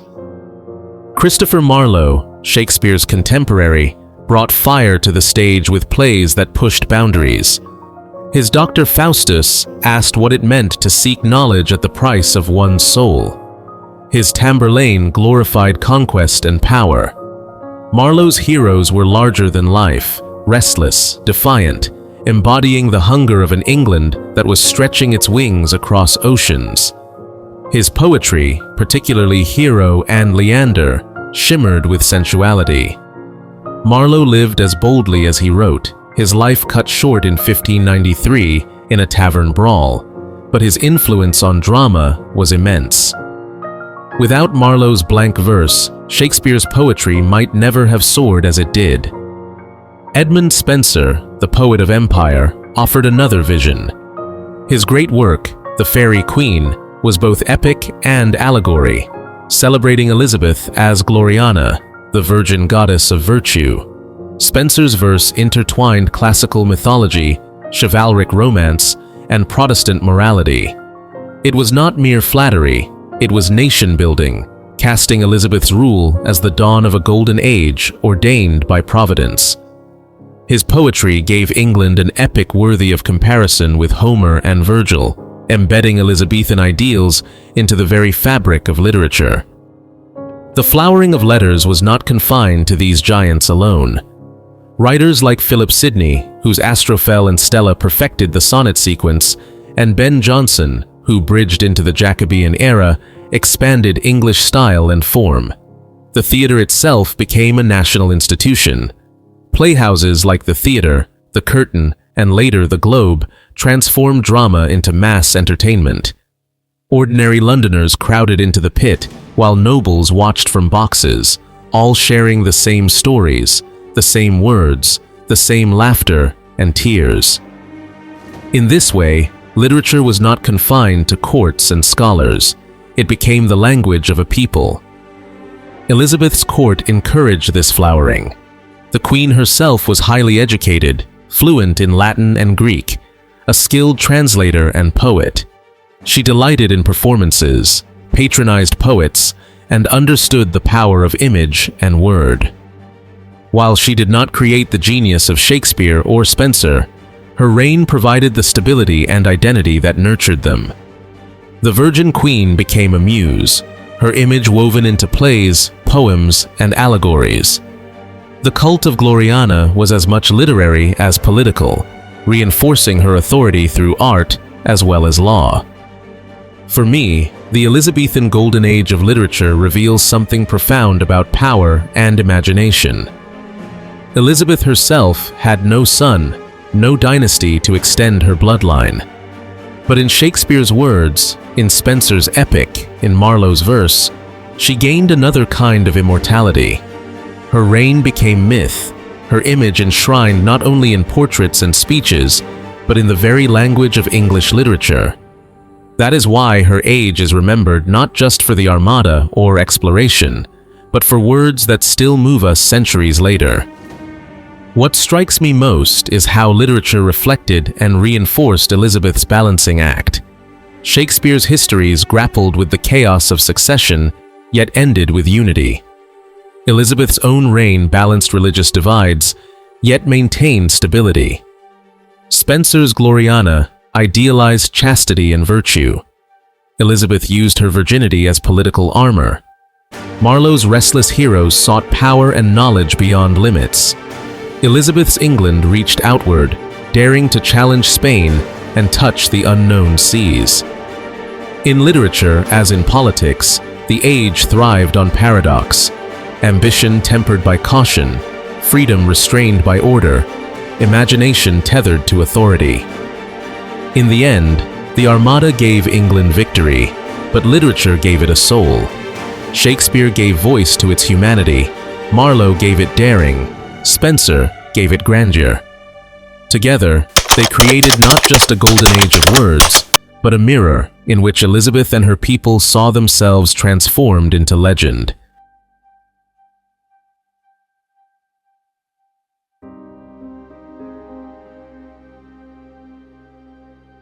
By the 1590s, the long reign of Elizabeth Tudor, once radiant with triumph, began to darken. The Queen who had defied Spain and presided over a golden age of culture now faced the weariness of age, rebellion abroad, and betrayal at home. The twilight of her rule was marked not by glory, but by exhaustion, as the Virgin Queen struggled to sustain the myth she had built for nearly half a century. Ireland proved her most stubborn wound.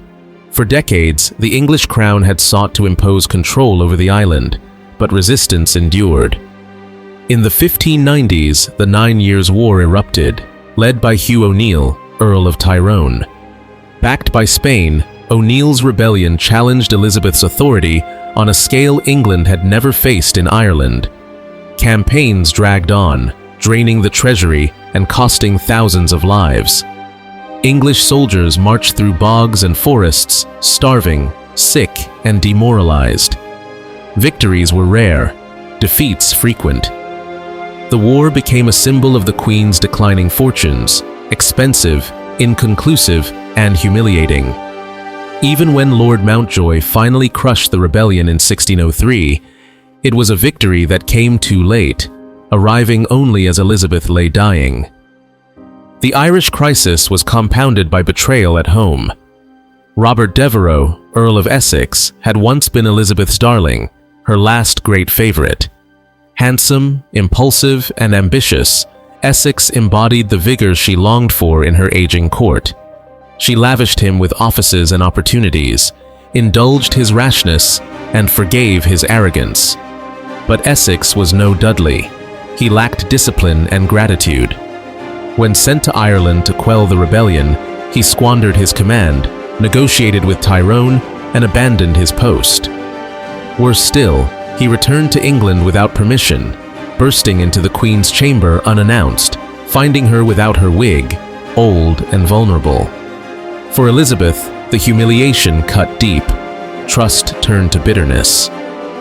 Essex, desperate and reckless, plotted rebellion. In 1601, he raised a band of followers in London, hoping to rally support against the Queen's advisors. The rising collapsed within hours. Essex was arrested, tried for treason, and condemned. Elizabeth, who had once adored him, now signed his death warrant. In February 1601, Essex was executed on Tower Green. For the Queen, it was another wound, self-inflicted, yet unavoidable. The favorite she had cherished had betrayed her, and in punishing him, she punished herself. The execution deepened her loneliness, another reminder that power could never purchase loyalty. By then, Elizabeth herself was fading. The Queen, who had dazzled with fiery red hair and luminous gowns, now bore the marks of age. She was in her late 60s, her teeth decayed, her body weakened. Yet she refused to abandon the image she had cultivated. Heavy layers of white lead and vinegar painted her face, concealing wrinkles but poisoning her skin. Wigs of burnished red masked her thinning hair. Jewels glittered on her frail body, symbols of a majesty her body could no longer sustain.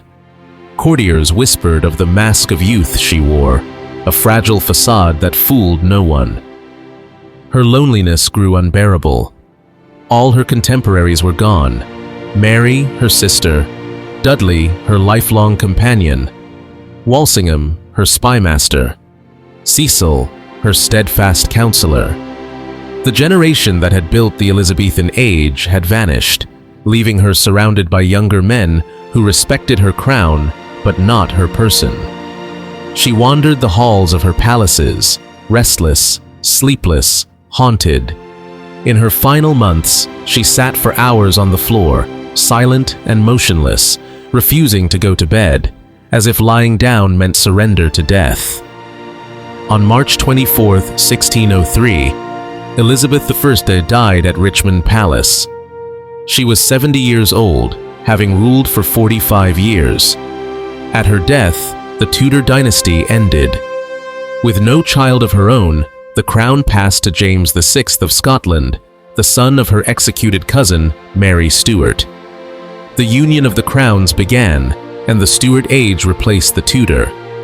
The Virgin Queen, who had held her throne against Spain, France, and countless conspiracies, left no heir but left a legacy that defined England's identity.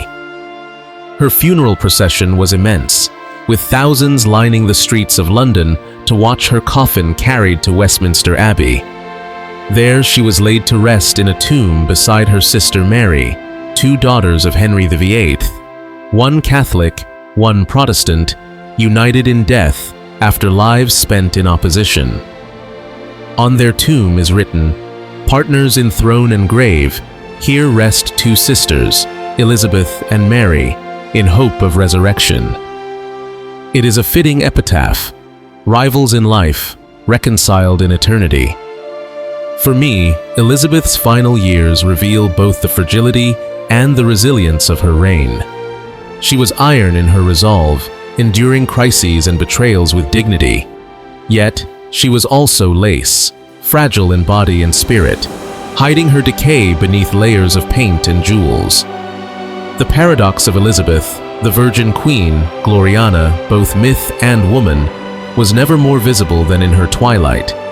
She ended her reign as she had lived it, alone, misunderstood, yet unyielding. History often remembers Elizabeth only for her triumphs, the Armada, the Golden Age of Shakespeare, the cult of the Virgin Queen. But her end reminds us that glory always carries shadows. Beneath the crown was a woman who aged, who grieved, who longed for companionship she denied herself. She sacrificed personal happiness for sovereignty, love for independence, children for myth.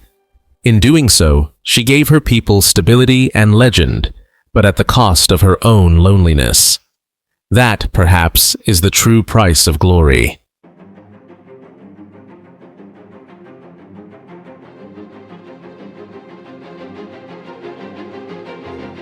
When we look back across the long stretch of the Tudor age, two sisters stand side by side in the shadows of history, Mary and Elizabeth.